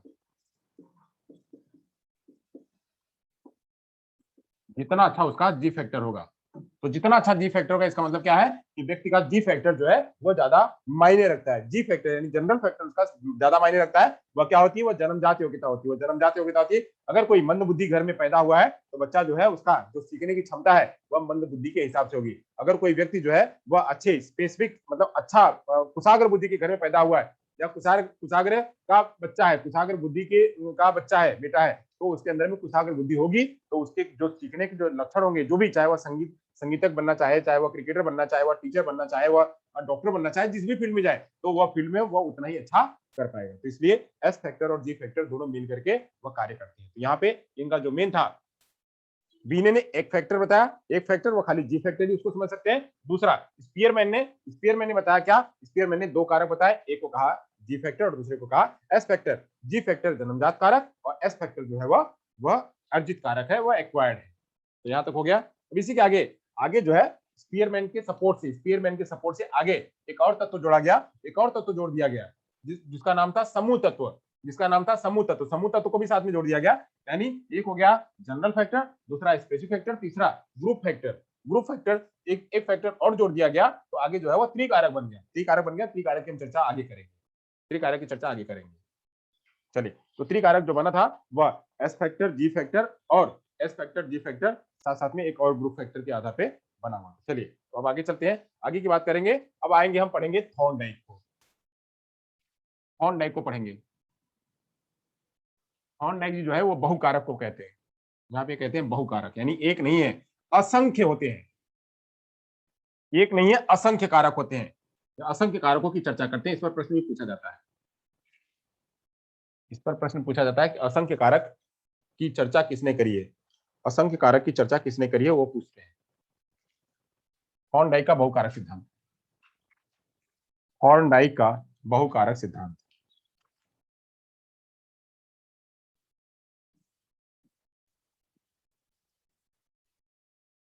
थॉर्नडाइक का बहुकारक सिद्धांत। अब बहुकारक सिद्धांत क्या है, जैसे यहां पे देख लेते हैं, ये एक इसका मस्तिष्क है, इस मस्तिष्क में क्या है, ढेर प्रकार के कारक है, एक नहीं अलग अलग प्रकार के कारक है, अलग अलग, एक नहीं असंख्य है, असंख्य है, असंख्य कारक। ऐसे ये असंख्य कारक है, इन्हीं की चर्चा जो है उन्होंने करी। असंख्य स्वतंत्र कारक होते हैं, उसी असंख्य स्वतंत्र कारक के आधार पे व्यक्ति के अंदर में बुद्धि का विकास होता है। व्यक्ति का बुद्धि का विकास असंख्य कारकों के आधार पर होता है। चलिए, तो यह बुद्धि असंख्य स्वतंत्र कारकों से मिलकर बनी है। बुद्धि जो है, यह मानते कौन, थॉर्नडाइक मानते हैं कि बुद्धि असंख्य स्वतंत्र कारकों से मिलकर बनी है, कारकों से मिलकर बनी है। खाली एस फैक्टर जी फैक्टर ही नहीं है, वह इसके असंख्य कारक जो है वो मिलकर बने हुए हैं, असंख्य कारकों से मिलकर बनी है। और ये क्या कहते हैं, ये कहते हैं कि ये द्विकारक को, जो द्विकारक था, जब ये वन फैक्टर और टू फैक्टर दोनों को खंडित कर देते हैं, कहते हैं कि ऐसा है ही नहीं, खाली दो ही कारक नहीं होते कि एक जनरल फैक्टर और स्पेसिफिक फैक्टर नहीं है, व्यक्ति के अंदर में असंख्य कारक होते हैं। वह व्यक्ति जो है वह अलग अलग प्रकार के उसके अंदर में तरल होते हैं, अलग अलग प्रकार की उसके अंदर क्षमताएं होती है, उसी क्षमताओं के आधार पर व्यक्ति जो है अपना बुद्धि का विकास कर सकता है। और उसके छोटे छोटे छोटे छोटे तत्व होते हैं, उन छोटे छोटे तत्वों पर जो है व्यक्ति अपना कर सकता है। जैसे अब यहाँ पे इन्होंने उसी को लिया, उसी को लिया कि लोभ, लोभ को देख लीजिए, तो पैरेटल लोभ, टेम्पोरल लोभ, ऑक्सीपिटल लोभ, इन सारे लोभों के आधार पर बच्चा जो है वो अपनी बुद्धि का विकास करता है। जितना अच्छा सुनेगा उतना उसका आगे बढ़ेगा, जितना अच्छा वह देखेगा उतना अच्छा वो आगे कर पाएगा, जितना अच्छा सोच पाएगा उतना ही अच्छा जो आगे कर पाएगा। तो ऐसे ही जितनी भी तर्क करने की क्षमता हो, सोचने की क्षमता हो, चिंतन करने की क्षमता हो, जितनी भी क्षमता, सारी क्षमताएं जो है वह क्षमताओं के आधार पर व्यक्ति अपना जो है बुद्धि का विकास करता है। तो बुद्धि के विकास में या बुद्धि में जो है असंख्य कारकों का विकास होता है। यह कहते हैं कौन, थॉर्नडाइक जी कहते हैं। ये कहते हैं कि प्रत्येक कारक या तत्व वो एक दूसरे से स्वतंत्र होते हैं। ये कहते हैं कि यहाँ पे एक जो ये वाला कारक है, ये वाला कारक है, ये सभी कारक होते हैं एक दूसरे से, वो जुड़े नहीं होते हैं, वो जुड़े नहीं होते हैं, वो क्या होते हैं, वो एक दूसरे से मतलब अलग होते हैं, स्वतंत्र होते हैं। जैसे इन्होंने क्या कहा था, तो यहाँ पे कहा था इन्होंने जी और ये वाला दोनों ये जुड़ा हुआ है, जी फैक्टर और एस फैक्टर दोनों जुड़ा हुआ है, क्योंकि ये कहते हैं नहीं, वह सभी अपने अपने असर वो जो है अपने अलग अलग होते हैं, अलग अलग होते हैं। तो इन्होंने ये बताया कि सभी कारक जो है, प्रत्येक कारक या तत्व, प्रत्येक कारक या तत्व एक दूसरे से स्वतंत्र होते हैं, एक दूसरे से स्वतंत्र होते हैं, यह उन्होंने बताया, स्वतंत्र होते हैं। यानी उन्होंने कहा क्या कि जितने भी तत्व हैं वह तत्व एक दूसरे से क्या है, वह अलग है, वह अपने अपने आप में स्वतंत्र है और उसी हिसाब से अपना बुद्धि का विकास करते हैं। और कहा क्या, एक विशिष्ट मानसिक क्षमता जो किसी एक विशिष्ट मानसिक क्षमता का प्रतिनिधित्व करते हैं। ये सब अलग अलग होते हैं, ये सब अलग अलग होते हैं, बट है कहाँ पे, ये सब अलग अलग है, ये अलग ये अलग ये अलग, बट है कहाँ पे, एक ही शरीर में, एक ही हेड में है। तो इसीलिए एक विशिष्ट मानसिक योग्यता को का प्रतिनिधित्व करते हैं, स्वतंत्र होते हैं। और एक विशिष्ट मानसिक क्षमता, एक विशिष्ट मानसिक क्षमता का प्रतिनिधित्व करते हैं।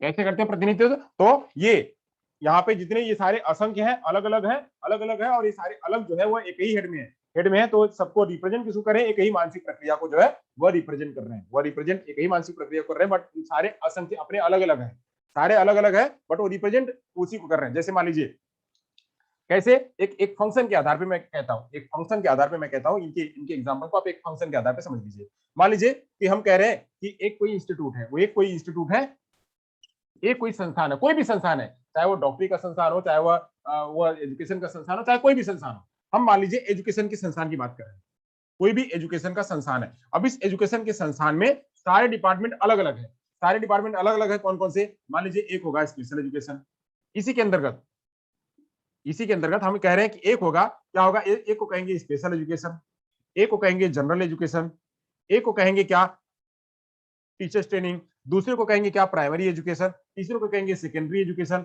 चौथे को कहेंगे एडल्ट एजुकेशन, पांचवे को कहेंगे ओपन लर्निंग। ये सभी क्या है, ये सभी एक ही संस्थान को रिप्रेजेंट कर रहे हैं। एक ही संस्थान, वह क्या है, वह HRD. HRD human resource development, या ह्यूमन रिसोर्स डेवलपमेंट को ही सारे रिप्रेजेंट कर रहे हैं। तो ये क्या है, एक ही संस्थान के तहत। वैसे ही ये कहते हैं कि एक ही संस्थान या एक ही को रिप्रेजेंट करने वाले सारे स्वतंत्र हैं। सारे स्वतंत्र है। कौन, स्पेशल एजुकेशन स्वतंत्र है, जनरल एजुकेशन स्वतंत्र है, प्राइमरी एजुकेशन स्वतंत्र है, सेकेंडरी एजुकेशन स्वतंत्र है, कॉलेज स्वतंत्र है, यूनिवर्सिटी स्वतंत्र है, वहीं ओपन लर्निंग एजुकेशन सिस्टम जो है वो स्वतंत्र है, आईटी एजुकेशन स्वतंत्र है। सभी अपने अपने स्वतंत्र है, बट स्वतंत्र है वह काम किसके लिए कर रहे हैं, काम कर रहे हैं एचआरडी के लिए, काम कर रहे हैं एचआरडी के लिए, ह्यूमन रिसोर्स डेवलपमेंट के लिए कर रहे हैं। तो यह ये कई संस्थान के लिए को रिप्रेजेंट करते हैं। तो ऐसे यहाँ भी है, ये सारे असंख्य हैं, सारे असंख्य तत्व हैं। मस्तिष्क के अंदर में ढेर सारे असंख्य तत्व होते हैं। वह असंख्य तत्व जो है वो रिप्रेजेंट किसको करते हैं, एक ही बुद्धि को, एक ही मानसिक प्रक्रिया को रिप्रेजेंट करते हैं, एक ही मानसिक प्रक्रिया को रिप्रेजेंट करते हैं। यही चीज बताने का काम किसने किया, थॉर्नडाइक जी ने यह बताने का काम किया। थॉर्नडाइक जी कहते हैं कि वह क्या हो सकते हैं, वह क्या हो सकते हैं। उन्होंने और भी बातें कही, वो और भी बातें कही थॉर्नडाइक जी ने, वह क्या हो सकती है।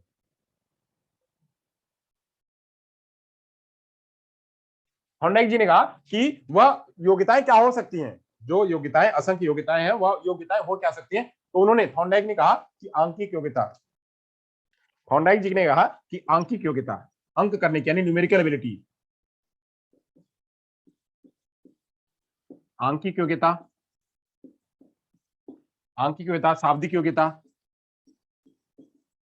शाब्दिक योग्यता, दिशा योग्यता,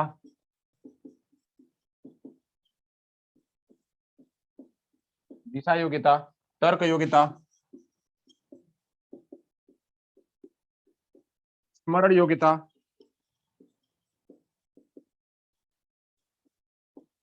ये सारी योग्यताएं ऐसे ही अनेक जो है, अनेक जो है तत्व है, वह तत्व मिल करके वह जो है अलग से वह ये सभी जो है आंकिक योग्यता, शाब्दिक योग्यता, दिशा योग्यता, तर्क योग्यता, ये सारी योग्यताएं ये अपने अपने आप में अलग अलग है। यह आंकिक योग्यता अलग है, शाब्दिक योग्यता अलग है, दिशा योग्यता अलग है, तर्क योग्यता अलग है, स्मरण योग्यता अलग है, ये सारे अलग हैं। इसी में और भी ले सकते हैं, तो भाषण योग्यता ले सकते हैं।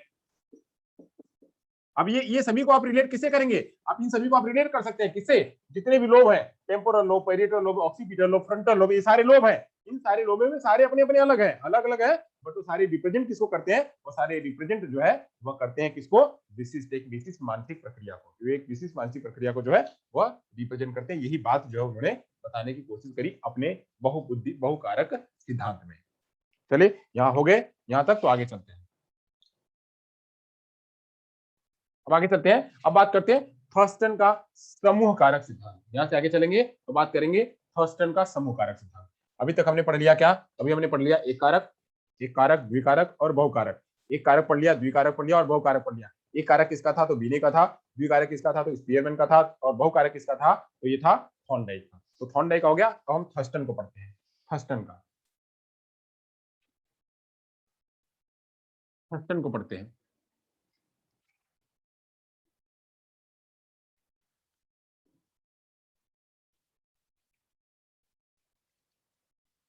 चलिए, थर्स्टन का समूह कारक सिद्धांत।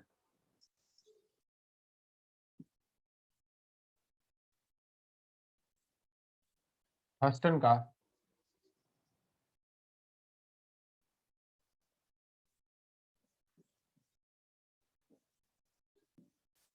समूह कारक सिद्धांत, थर्स्टन का समूह कारक सिद्धांत। अब ये क्या है, इस सिद्धांत में क्या बात करी है, तो इसका सिद्धांत देने का काम किसने किया था, ये थर्स्टन जी ने। थर्स्टन जी जो है ये इसका इन्होंने देने का काम किया था, थर्स्टन जी हो गए। अब यह सिद्धांत जो है, यह समूह सिद्धांत कारक विश्लेषण सिद्धांत भी कहते हैं इसे।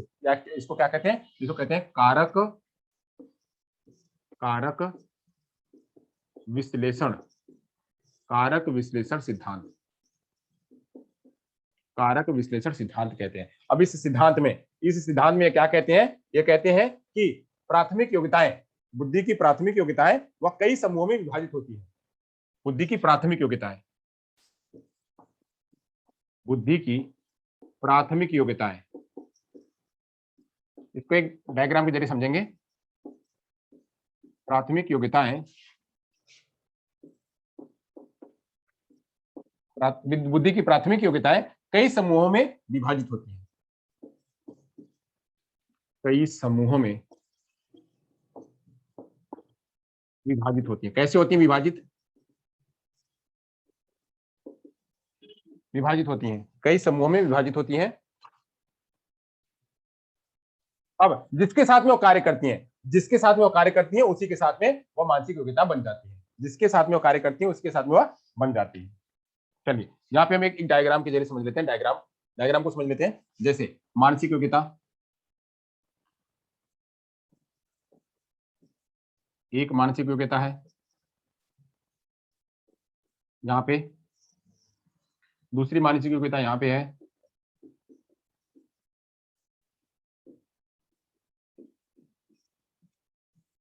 तीसरी मानसिक योग्यता यहाँ पे है,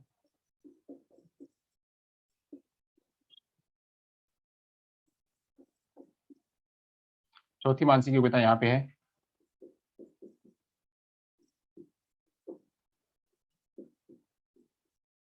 अब ये मानसिक योग्यताएं अलग अलग रूपों में काम कर रही हैं। अलग अलग रूपों में काम कर रही है। कैसे काम कर रही हैं? यहाँ पे एक एक कारक है, यहाँ पे एक चीज जुड़ा हुआ है, ये है वी, वर्बल। यहाँ पे वर्बल वी, ये वी के साथ में काम कर रही है। एक जो है ये डब्ल्यू के साथ में काम कर रही है, वर्ड के साथ में, और एक जो है एस के साथ में काम कर रही है, एस के साथ में। तो अब ये मिलकर के ये वी डब्ल्यू एस से मिलकर के एक बन गया। वैसे ये अलग बनेगी। चलिए हम आगे पढ़ेंगे, पढ़ने के बाद हम और समझेंगे, और समझेंगे।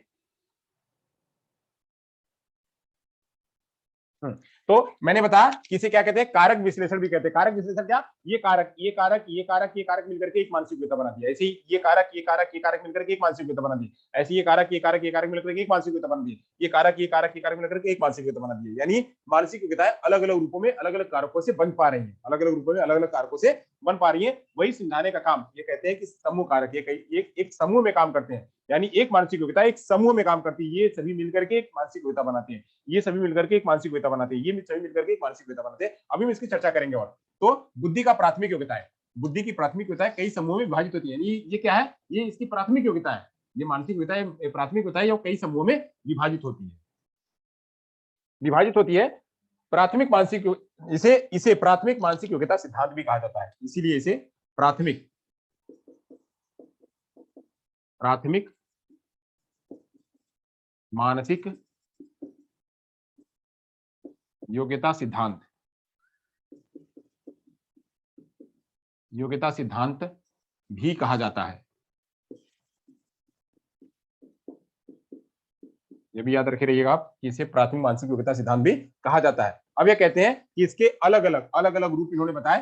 यानी ये जो अलग अलग समूह है, ये समूहों को अलग अलग रूपों में इन्होंने, कुल अलग अलग रूपों में इन्होंने समूह बताए। कहीं कहीं 9 तत्व मिलते हैं इनके समूह में, तो कहीं 7 मिलते हैं, तो कहीं 8 मिलते हैं। अलग अलग रूप है जिसने अपना बना दिया समूह को, जितने जिन लोगों ने जो जोड़ दिया वो उसके बन गए। तो अभी मैं यहाँ पे आपके सामने 9 चर्चा कर रहा हूँ। 9 9 है, वो 9 को हम यहाँ पे एक एक वर्ड से समझेंगे। 9 को हम एक एक वर्ड से समझेंगे, फिर मैं आपको इसको एकदम एक्सप्लेन करके बताऊंगा। चलिए, तो पहले को कहा गया वर्बल फ्लुएंसी। पहले को कहा गया वर्बल फ्लुएंसी, वर्बल फ्लुएंसी या वर्बल फैक्टर। चलिए हम वर्बल फैक्टर लिखते थे।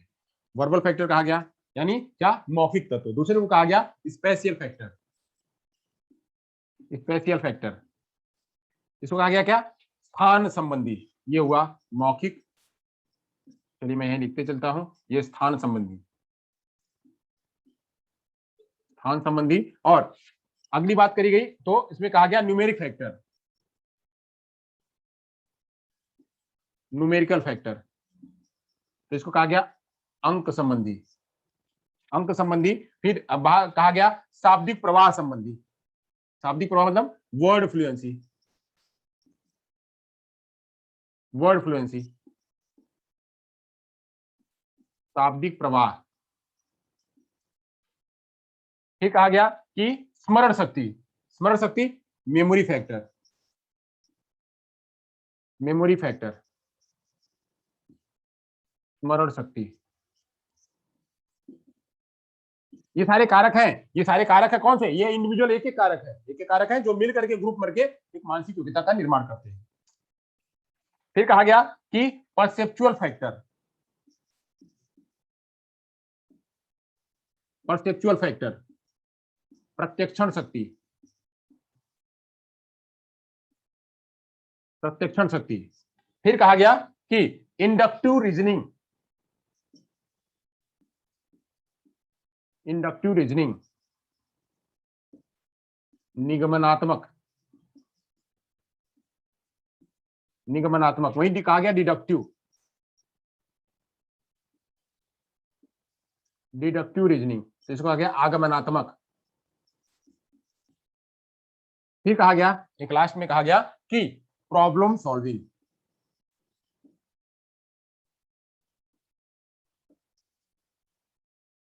समस्या समाधान। ये 9 हो गए, 9 कारक जो है वो बताए, 9 कारक बताए कि ये 9 मानसिक, 9 जो कारक है, ये कारक क्या है, ये सभी मिलकर के एक समूह में मिलकर के जो है वो एक मानसिक योग्यता का निर्माण करते हैं। जैसे देखिए, चलिए अब यहाँ बात करती हो गया, अब यहाँ चलते हैं। यहाँ पे देखिए, एक मानसिक योग्यता किसने बताई, एक वर्बल को मिलकर के, वर्ड को मिलकर के, और किसको, स्पेशल को मिलकर के, किसको मिला करके, एक वर्बल को मिला करके, एक वर्ड को मिला करके और एक स्पेशल को मिला करके एक मानसिक योग्यता बन गई कि कोई व्यक्ति जो है वो बोलने में या कोई व्यक्ति अपने आप को प्रोड्यूस करने में बहुत होशियार है, प्रोड्यूस करने में होशियार है, चाहे लिख करके चाहे बोल करके उसमें होशियार है, तो उसकी बुद्धि की क्षमता, मानसिक क्षमता उसमें है, तो एक मानसिक क्षमता इसकी हो गई। वहीं दूसरी मानसिक बताया गया मानसिक क्षमता क्या कहा गया, एक को कहा गया रीजनिंग करना, एक को कहा गया रीजनिंग करना, यहाँ पे आर बताया गया। फिर एक को जो है यहाँ पे इसको कहा गया न्यूमेरिक करना, न्यूमेरिक करना, यहाँ पे एन कहा गया, और वहीं एक को कहा गया एम, मेमोरी करना, मेमोरी करना कहा गया। अब इसको एक और कहा गया, ये वर्ड हो गया, ये वाला इसी मिल गया वर्ड। अब देखिए ये वाली किससे बनी, तो ये वाला 1 2 3, इसमें क्या है, तो ये एस है, एन है और आर है, स्पेशल, न्यूमेरिक और रीजनिंग। स्पेशल, न्यूमेरिक और रीजनिंग ऐसे करने से व्यक्ति में एक मैथ की क्षमता विकसित हुई, यहाँ पे बोलने की क्षमता विकसित हुई, वर्ड को प्रोड्यूस करने की क्षमता विकसित हुई, यहाँ पे न्यूमेरिक करने की क्षमता विकसित हुई। अब यहाँ पे ये क्या बना, यहाँ पे एक जो है एक एम एन और आर, एम एन और आर बन गया। यहाँ पे एम, ये वाला, ये भी इसी से जुड़ा हुआ है, अगर हम करेंगे तो ये वाला चीज, ये देखिए एक ये इसमें भी है, ये है इसमें, ये है इसमें, ये मिलकर के बन गया, इसको क्या कहेंगे, ये मानसिक योग्यता क्या बन गई, तो न्यूमेरिक करना और क्या करना, यहाँ पे मेमोरी करना, मेमोराइज करना और न्यूमेरिक करना, ये भी एक मानसिक योग्यता बन गई। ऐसे अलग अलग, ये कहीं नहीं, अब ऐसे कई सारी मानसिक योग्यताएं अभी सारे मिल करके ग्रुप में मिलकर के एक मानसिक योग्यताएं बना सकते हैं। तो ये मैंने खाली एक एग्जाम्पल आपको बताया, इस एग्जाम्पल के जरिए मैंने खाली ये समझाने की बात करी है कि ये अलग अलग जितने 9 प्रकार के जो ये क्षमताएं हैं, ये क्षमताएं एक मानसिक क्षमता का निर्माण करती है, एक मानसिक क्षमता का ऐसे निर्माण करती है, और ऐसे एक नहीं वह कई प्रकार की मानसिक योग्यताएं बन सकती हैं, और वह मानसिक योग्यताएं समूह में आती हैं, 1 2 3 मिल करके जो है एक मानसिक योग्यता का निर्माण करती है। यहाँ पे ये वाले, ये सभी मिलकर के, ये सभी मिलकर के, ये 3 मिलकर के एक मानसिक योग्यता का निर्माण कर सकते हैं, ये 3 मिलकर के एक मानसिक योग्यता का निर्माण कर सकते हैं, ये मिलकर के एक मानसिक योग्यता का निर्माण कर सकते हैं, या ये सभी मिलकर के एक मानसिक योग्यता का निर्माण कर सकते हैं। तो ऐसे जो है ये ग्रुप में आकर के मानसिक योग्यता का निर्माण करते हैं। इसीलिए इन्होंने कहा क्या, इन्होंने कहा समूह कारक सिद्धांत, यानी बुद्धि का निर्माण जो है मात्र एक कारक से नहीं होता है, बुद्धि का निर्माण एक कारक से नहीं होता, उसमें कई सारे कारक जो है मिल करके आते हैं। एक ने तो कहा असंख्य कारक, एक ने कहा एक कारक, एक ने कहा 2 कारक, और एक ने कहा समूह में आते हैं, समूह में आकर के जो है वो बुद्धि का निर्माण होता है। तो इस तरह से ये थर्स्टन जी जो है ये उसको समूह कारक सिद्धांत बताते हैं, और उन्होंने 9 इसके कुछ सब 9 जो है उसके वो बताए, इन्होंने 9 समूह तत्व के कुछ तत्व बताए, 9 तत्व। ये 9 तत्व क्या है, एक तत्व, 2 तत्व, 3 तत्व, ये सारे तत्व हैं, ये फैक्टर है, ये फैक्टर मिलकर के एक समूह में आकर के बनाते हैं, एक समूह में मानसिक योग्यता का निर्माण करते हैं, समूह में मानसिक योग्यता का निर्माण करते हैं। और उसे क्या कहा जाता है, उसे कहा जाता है प्राथमिक, उसे कहा जाता है प्राथमिक मानसिक योग्यता। यानी प्राथमिक मानसिक योग्यता के अंदर ही ये सारे जो है 9 में से एक एक तत्व, 2 3 तत्व मिलकर के आते हैं और एक प्राथमिक मानसिक योग्यता का निर्माण करते हैं, उसे प्राथमिक मानसिक योग्यता का निर्माण करते हैं। वही प्राथमिक मानसिक योग्यता क्या करती है, उसकी एक स्किल का निर्माण करती है, एक जाकर के उसी के अंदर में जाकर के बनता है। जैसे पीछे कहा गया था, कोई टीचर बनता है, कोई वकील बनता है, कोई डॉक्टर बनता है, तो उसी मानसिक योग्यता के आधार पर उसके अंदर वो क्षमता का निर्माण होता है। तो ये किसने बताया, थर्स्टन ने बताया, समूह कारक सिद्धांत। चलिए आगे चलते हैं, आगे चलते हैं थर्स्टन के बाद इन्होंने जी फैक्टर की, वो उन्होंने क्या करी, जी फैक्टर जो जनरल फैक्टर है उसकी इन्होंने उपेक्षा करी। उपेक्षा, जी जी फैक्टर मतलब क्या, अब इसमें ये एक चीज इसको ध्यान करने की जरूरत है। इन्होंने जो जनरल फैक्टर, जनरल फैक्टर मतलब क्या, जो आनुवांशिक है, जनरल फैक्टर, इन्होंने जनरल फैक्टर की उपेक्षा करी है। इन्होंने कहा कि जनरल फैक्टर नहीं होता है, ये जितनी मानसिक क्षमता होती है उसी मानसिक क्षमताओं के आधार पे बच्चे के अंदर में ये जो अलग अलग कारक होते हैं, अलग अलग कारक मानसिक क्षमताओं का निर्माण करते हैं। तो ये जी फैक्टर जो है वो नहीं मानते कि कोई जी फैक्टर नाम का भी कोई चीज होती है, ये इसको नहीं मानते हैं। चलिए तो आगे चलते हैं। अब आगे बात करते हैं वर्णन का पदानुक्रमिक सिद्धांत। वर्णन का पदानुक्रमिक सिद्धांत ये लास्ट है, पढ़ाऊंगा उसके बाद जो है, क्योंकि अगर सब थियरी एक ही दिन पढ़ लेंगे तो सब मिक्सिंग हो जाएगी और आपको याद नहीं रहेगा। ये इतनी यहां तक की तो आसान थी, इसके बाद थोड़े से टफ आएंगे और इसमें कई सारे कॉन्सेप्ट आएगा। अभी तो इसमें एक, किसी में एक कॉन्सेप्ट था, किसी में दो कॉन्सेप्ट था, किसी में तीन कॉन्सेप्ट था। ये कॉन्सेप्टों के आधार पे आपको इतना याद रहेगा तो आप आगे की थियरी को और अच्छी तरह से समझ पाएंगे। चलिए तो अब हम समझते हैं पदानुक्रमिक, वर्णन का पदानुक्रमिक सिद्धांत। वर्णन का पदानुक्रमिक सिद्धांत, वर्णन का पदानुक्रमिक सिद्धांत, पदानुक्रमिक सिद्धांत। पदानुक्रमिक का मतलब होता है हायरार्किकल। पदानुक्रमिक का मतलब होता है हायरार्किकल। जैसे जैसे मेरे मेरे दादा थे, मेरे दादा थे, मेरे दादा के चार बच्चे थे। अब चार बच्चों के बच्चे हुए,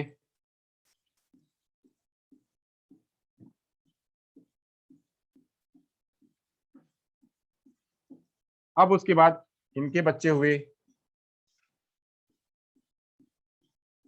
इनके बच्चे हुए, ऐसे। अब ये, अभी क्या हुआ, ये एक हायरार्की में नीचे की तरफ आता हुआ बढ़ता हुआ चला गया। अब ऐसे ही इसी रूप में बुद्धि का भी निर्माण होता है, इसी रूप में बुद्धि का भी निर्माण होता है। इसे इसे ही कहते हैं हायरार्की रूप में आना, इसे हायरार्की रूप में आना कहते हैं। इसे इसको कहते हैं क्या, पदानुक्रमिक। एक के बाद दूसरा, दूसरे के बाद तीसरा, तीसरे के बाद चौथा, इस तरह से क्रमिक रूप में आना, पद के क्रमिक रूप में आना उसे कहते हैं पदानुक्रमिक या हायरार्किकल, हायरार्किकल स्टेज। तो हायरार्किकल स्टेज में जो है ये बताते हैं, वर्णन जी कहते हैं कि बुद्धि जो है वो हायरार्किकल स्टेज में आती है। कैसे आती है वहां पे चर्चा करें, इतना तो आप समझ गए, इतना तो आप समझ गए। हम इसको समझते हैं कि ये हायरार्किकल स्टेज में आती कैसे है, कैसे आती है उस पर चर्चा करते हैं। चलिए तो बात करते हैं इसको, इसको देने का काम फिलिप, इनका पूरा नाम है फिलिप बर्नन, इनका पूरा नाम है इनका Philip Vernon, Philip Vernon. Philip Vernon जो है ये इसका सिद्धांत देते हैं फिलिप वर्नन जी, जिन्होंने जिन्होंने बर्ट के साथ में, फिलिप वर्नन ने बर्ट नाम के मनोवैज्ञानिक, बर्ट नाम के मनोवैज्ञानिक के साथ मिलकर,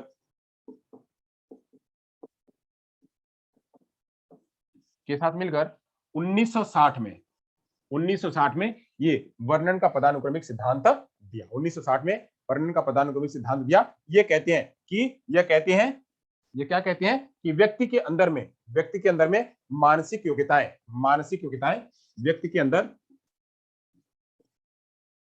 व्यक्ति के अंदर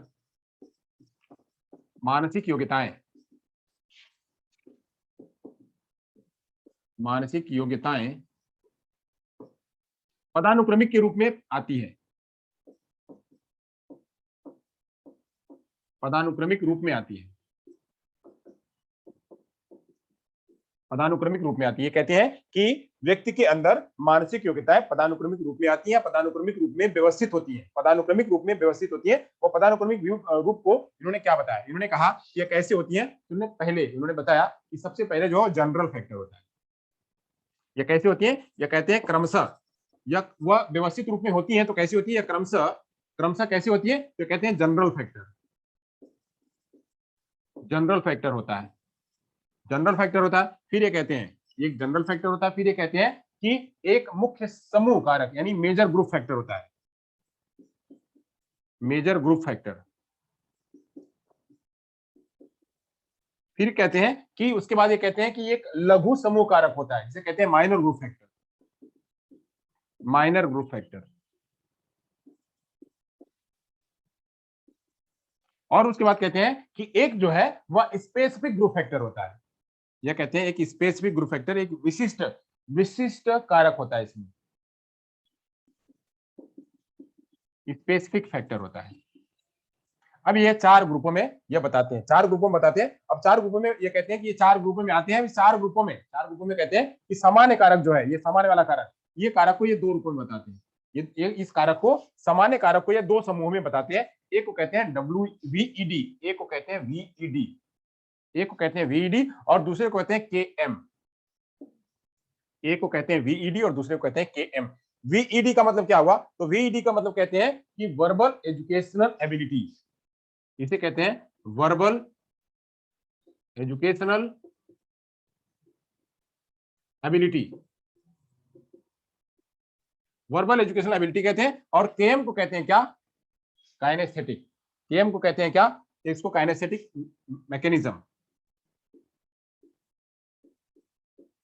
काइनेस्थेटिक मैकेनिज्म, काइनेस्थेटिक मैकेनिज्म, ये इसको कहते हैं, केएम कहते हैं। अब इसको जो है एक एक रूप में, एक हायरार्की रूप में ये प्रस्तुत करते हैं, हायरार्की रूप में प्रस्तुत करते हैं। अगर यहां तक हो गया तो मैं यहीं पे ले लेता हूं, फिर इसको मैं समझा लूंगा इसमें। चलिए पहले तो ये पहले समझ लेते हैं कि वर्णन जी क्या कहते हैं। तो वर्णन जी एक पदानुक्रमिक सिद्धांत प्रस्तुत करते हैं। पदानुक्रमिक सिद्धांत में वो कहते हैं कि ये क्रम के अंतर्गत आता है, क्रम में बैठता है, क्रम में बैठता है। तो कहते हैं कि सबसे पहले जो है वो जनरल फैक्टर आता है। सबसे पहला जो दादा थी वो जनरल फैक्टर, वो दादा जो थे, मैंने कहा था दादा, तो दादा को इन्होंने कहा जनरल फैक्टर। अब जनरल फैक्टर के अंदर में, जनरल फैक्टर के अंदर में एक VED आएगा, एक KM आएगा, एक VED आएगा और एक KM आएगा। अब फिर उसके बाद VED और KM में, VED और KM में क्या आएगा? तो VED और KM में कह रहे हैं कि उसके बाद एक मेजर ग्रुप फैक्टर आएगा, एक माइनर ग्रुप फैक्टर आएगा और स्पेसिफिक ग्रुप फैक्टर आएगा। ये बताते हैं। चलिए समझ लेते हैं क्या है, समझ लेते हैं। अब यहाँ पे अगर ये आपने कर लिया हो तो हम कहीं एक जगह ले लेते हैं। चलिए यही ले लेते हैं, तो यहाँ पे समझ में आ जाएगा। इतने में मैं कोशिश करूंगा समझा दूं। ये फैक्टर मैं हटा देता हूं ताकि आपको समझ में आ जाए। बस यही F लिख देता हूं, हमारी जगह थोड़ी बच जाए। ये हो गया F, ये हो गया F, ये हो गया F और यहाँ फैक्टर पूरा लिख देता हूं ताकि पूरी जगह। चलिए मैं, हमको इतने में इनका पूरा ग्राफ समझना है, इतने में पूरा ग्राफ समझना। चलिए समझ लेते हैं, समझ लेते हैं। यही सारे पॉइंट इसमें आएंगे जिसको कहेंगे पदानुक्रमिक सिद्धांत, जिसे कहेंगे पदानुक्रमिक सिद्धांत। तो सबसे पहले कर लेते हैं सामान्य मानसिक योग्यता यानी जनरल मेंटल एबिलिटी। सामान्य मानसिक योग्यता, सामान्य मानसिक योग्यता जिसको कहते हैं क्या? जनरल, जिसे कहेंगे general mental ability, general mental ability. ये हो गया पहला वाला, पहला वाला हो गया। अब इसके दो भाग उन्होंने बताए थे, VED और KM। इसके दो भाग हैं, इसके दो भाग हैं, तो इसके दो भाग ले लीजिए, इसके दो भाग ले लीजिए। एक भाग हो गया यहाँ और दूसरा भाग हो गया यहाँ। तो एक को कहेंगे क्या? एक को कहेंगे VED, VED, VED को क्या कहेंगे? ये VED को कहेंगे verbal educational ability, verbal educational ability. और एक को कहेंगे, हाँ चलिए यहाँ पे ले लेते हैं, एक को ले लेते हैं शाब्दिक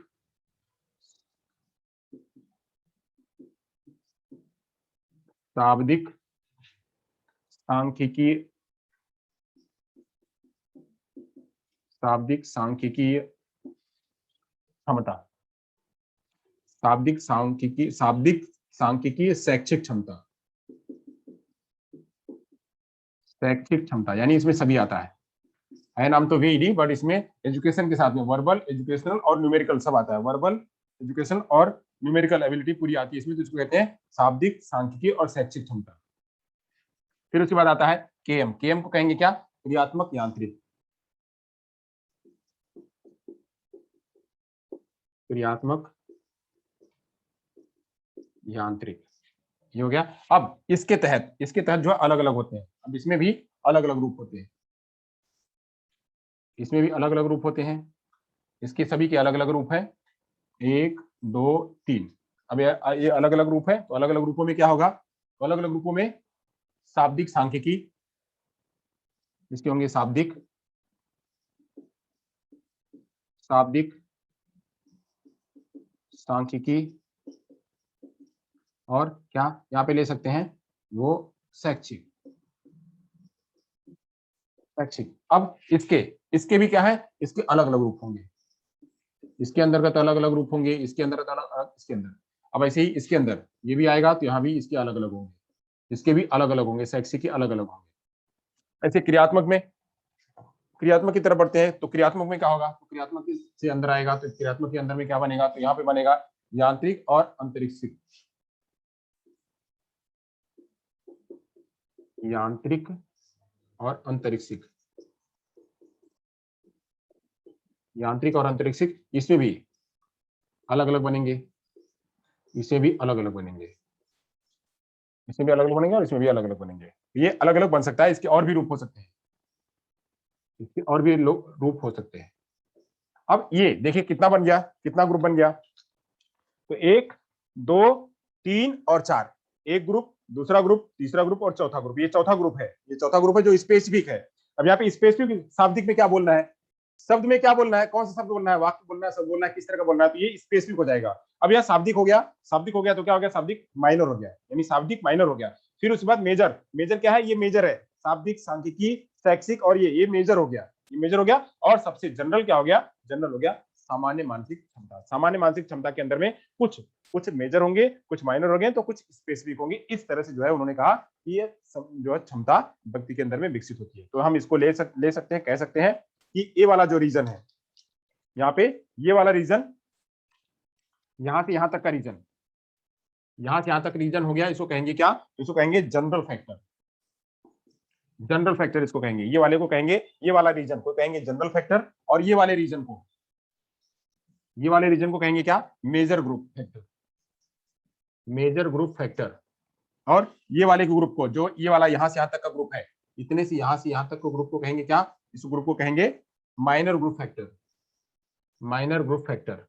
और जो सबसे लास्ट में है ये वाला ग्रुप जो है, इसको कहेंगे क्या, इसको कहेंगे स्पेसिफिक फैक्टर, इसको कहेंगे स्पेसिफिक फैक्टर। तो ऐसे ये चार ग्रुपों में इन्होंने बताया, चार ग्रुपों में बताया कि एक जो है वो सामान्य मानसिक क्षमता है, सामान्य मानसिक क्षमता जो जनरल मेंटल एबिलिटी है उसके तहत इसको उन्होंने दो बताया कि एक होता है वर्बल एजुकेशन एबिलिटी, दूसरा होता है काइनेस्थेटिक मैकेनिकल एबिलिटी। अब ये जो है इसको कह दिया इन्होंने क्या, इस चीज को कह दिया उन्होंने मेजर ग्रुप, इस चीज को उन्होंने कह दिया मेजर ग्रुप। अब मेजर ग्रुप हो गया। अब उसके बाद जब आगे आए तो ये वाला जो ग्रुप आया इसको उन्होंने कह दिया माइनर, माइनर मानसिक क्षमता है। फिर वैसे बाद जब बिल्कुल आए लास्ट में आए तो इसको कह दिया उन्होंने विशिष्ट मानसिक क्षमता है। तो ऐसे ही ये विशिष्ट मानसिक क्षमता है, बिल्कुल एक एक स्किल, छोटी छोटी स्किल को समझना, उसे कहेंगे स्पेसिफिक, कहेंगे स्पेसिफिक चीज कहना, यानी क्या बोलना है। क क्या हुआ, स्पेसिफिक हो गया। क से काला, काला कौवा, काला कौवा। अभी क्या हो गया, ये हमारा हो गया एक माइनर, काला कौवा। अब काला कौवा की पूरी कहानी हो गई, तो पूरी काला कौवा की पूरी कहानी हो गई। तो कहानी हो गया क्या, ये हो गया एक मेजर। अब कहानी के ऊपर क्या कहा, क्या किस रूप में व्यक्त किया, तो शाब्दिक रूप में व्यक्त किया, और पूरा हमारी मानसिक क्षमता को हमने अभिव्यक्त किया। तो मानसिक क्षमता को अभिव्यक्त किया, वो हो जाएगा हमारा जनरल एबिलिटी। तो ऐसे ही जनरल एबिलिटी के तहत शाब्दिक सांख्यिकी क्षमता या क्रियात्मक यांत्रिकी क्षमता, जिसमें क्रियात्मक यांत्रिकी में जो हम करते हैं, जो हमारा शरीर जो हाथ पैर जो करता है, वो सब कुछ क्रियात्मक में आता है, वो यांत्रिकी में आता है। तो यह हो गया। फिर उसके बाद हम ये शाब्दिक सांख्यिकी और शैक्षिक रूप में अलग अलग रूपों में डिवाइड कर सकते हैं। तो एक होगा मेन, उसके नीचे जो होगा मेजर, उसके नीचे होगा माइनर, और उसके नीचे होगा स्पेसिफिक।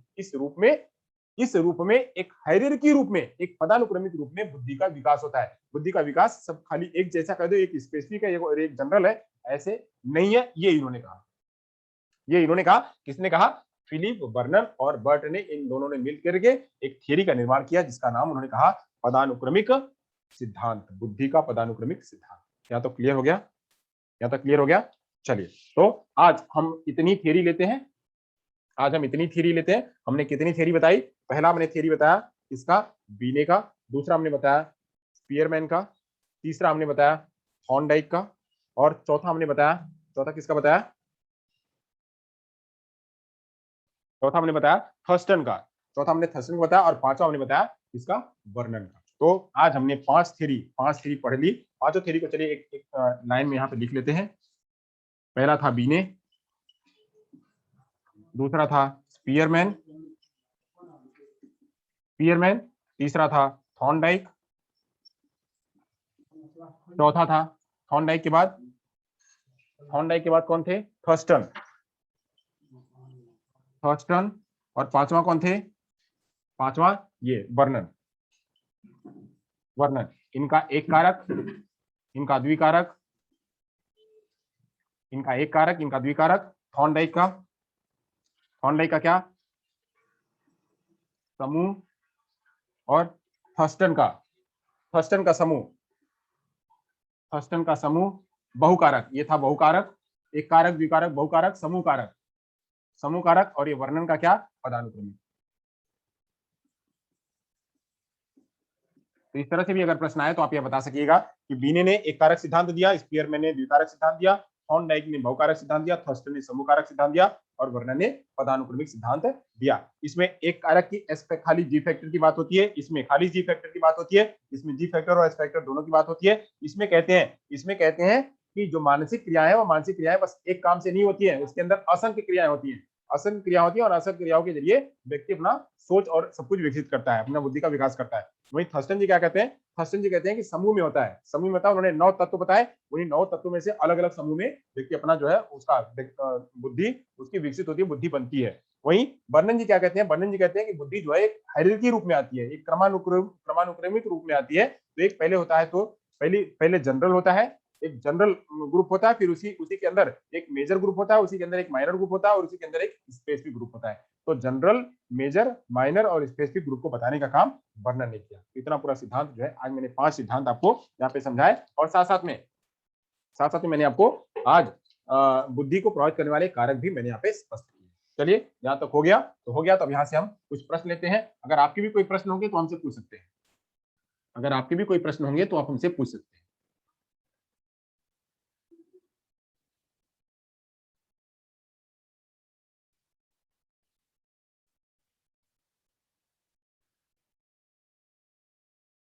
चलिए, तो यहाँ से प्रश्न ले लेते हैं, प्रश्नों को देखते हैं।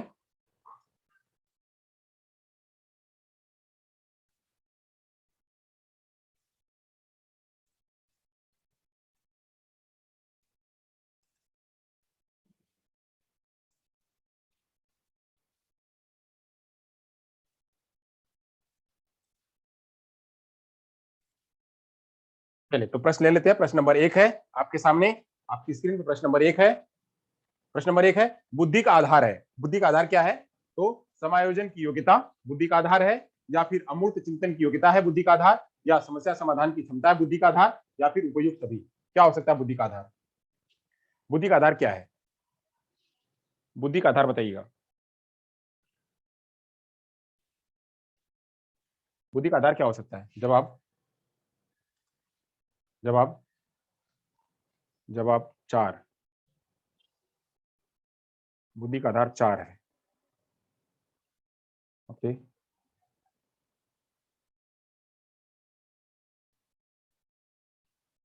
और मुझे आप लोगों को एक बात कहनी है, ये खत्म हो जाए लेक्चर, फिर मैं आपको कहता हूँ मुझे क्या कहना है। चलिए, तो बुद्धि का आधार हो गया।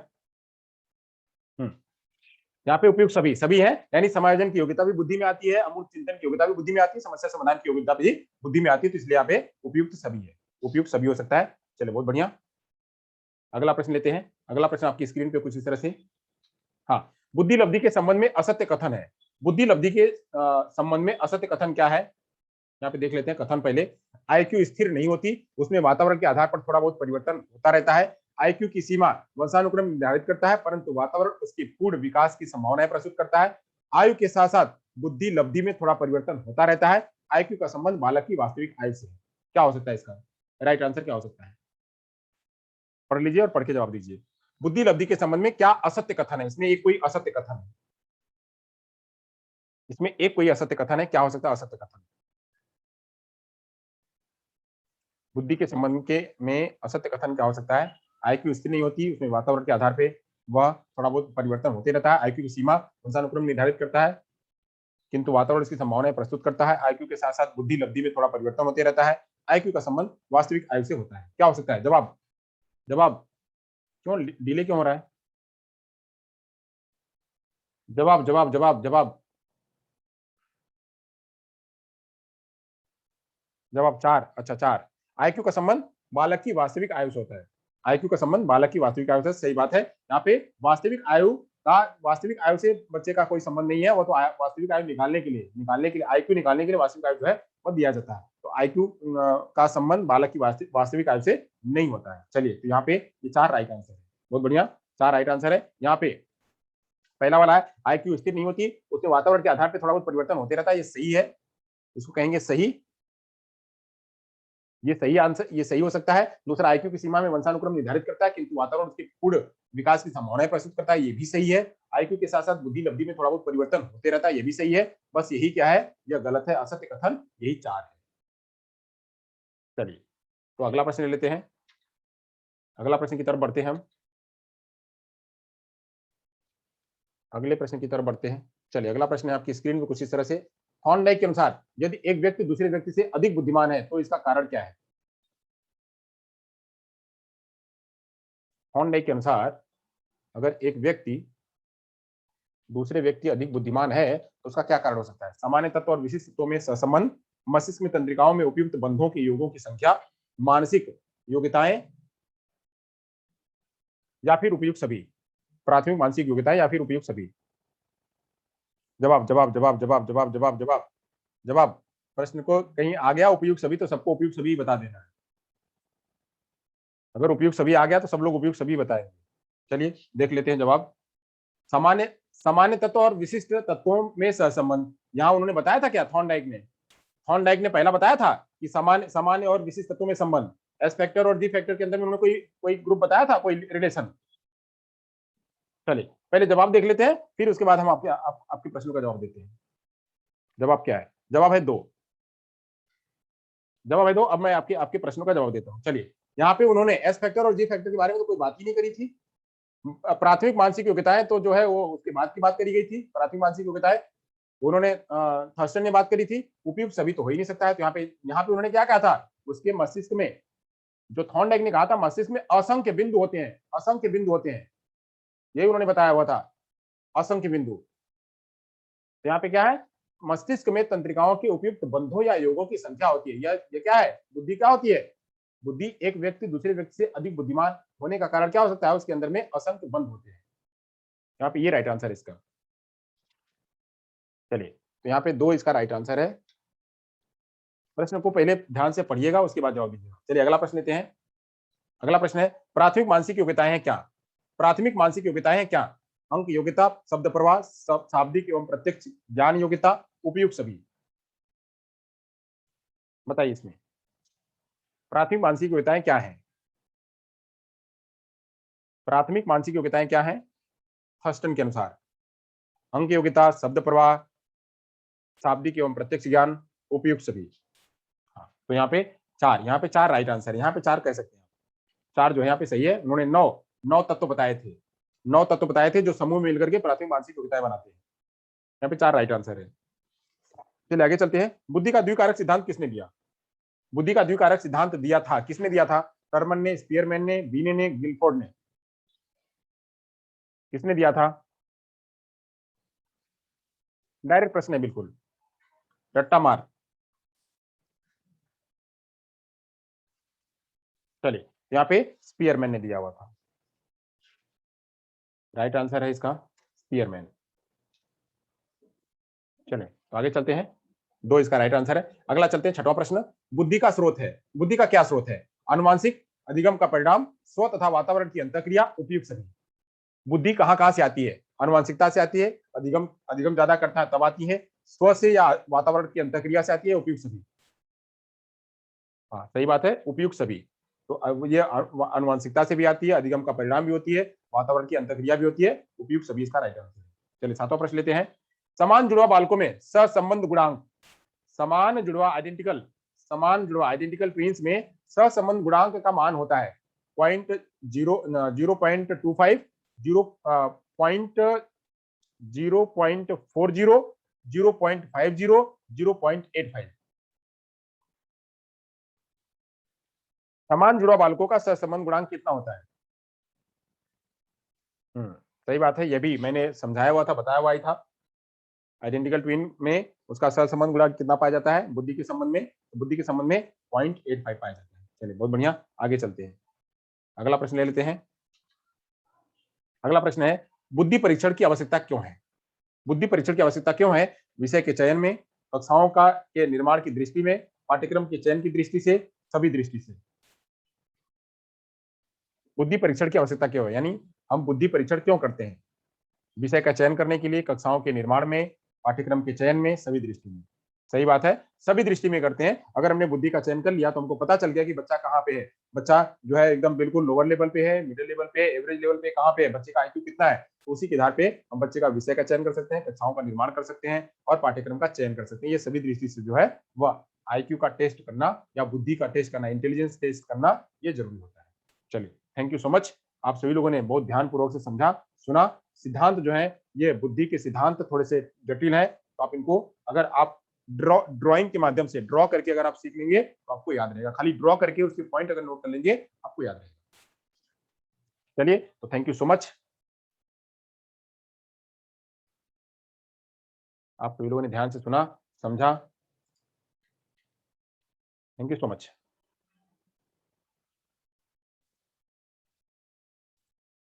अब यहाँ से अगर किसी को कोई प्रश्न है तो हमसे पूछ सकता है।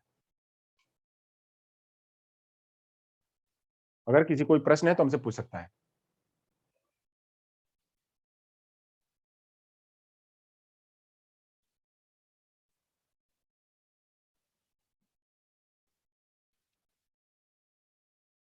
है किसी कोई प्रश्न? चैट करके बोलिए।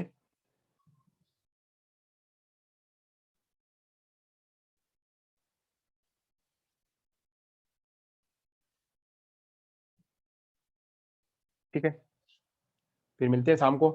ये बिल्कुल हमको लगता है ना खाली स्पून फीडिंग है, जितना हम आपको देते जाए उतना आप खाते जाओ, चम्मच लो, चम्मच से खा लो।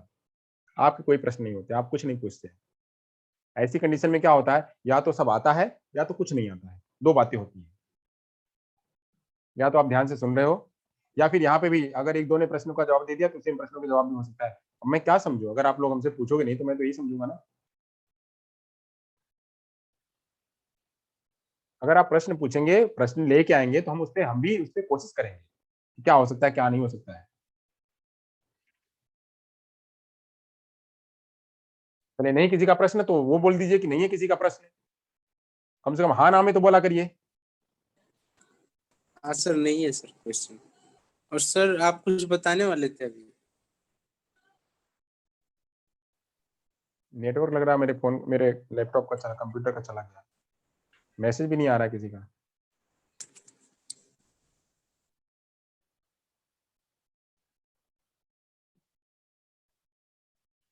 ठीक है, ओके, तो मिलते हैं शाम को। पता है कभी कभी टीचर को भी लगता है कि हम जिसको हम पढ़ा रहे हैं ना, वहां से हमको रिस्पॉन्स है, नहीं तो टीचर भी पैसिव हो जाता है। पता है कि क्या हम पढ़ा रहे हैं, आप कुछ बता रहे थे सर। हाँ सर, आप कुछ बताने वाले थे। ये देखिए, ये जानना सबके लिए जरूरी है, ये जानना जरूरी है सबको, स्पून फीडिंग करना जरूरी है। अब ये जानना जरूरी नहीं है यहाँ जो है हम कुछ जाने कि आप क्या, आपके अंदर में क्या है, आपके अंदर में कोई प्रश्न है क्या। हाँ, मुझे बताना ये है कि जितने भी लोग हैं यहाँ पे जितने भी लोग हैं अभी जुड़े हुए, इसमें से अभी भी बहुत सारे ऐसे लोग हैं जिन्होंने चैनल को सब्सक्राइब नहीं किया हुआ है।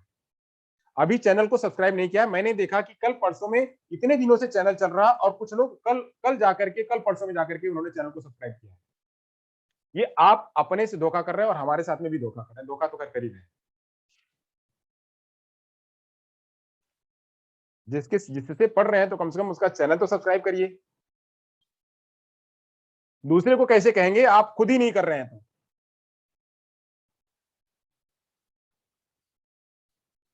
आप अपने फोन को चेक करिएगा कि चैनल को सब्सक्राइब किया है कि नहीं किया हुआ है।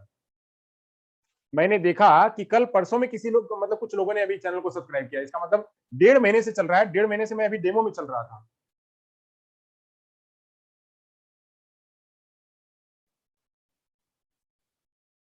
आप लोग अगर मतलब बहुत ज्यादा, सर मैंने तो कब का कर रखा है। हाँ सही है, मैं नहीं कह रहा आपको।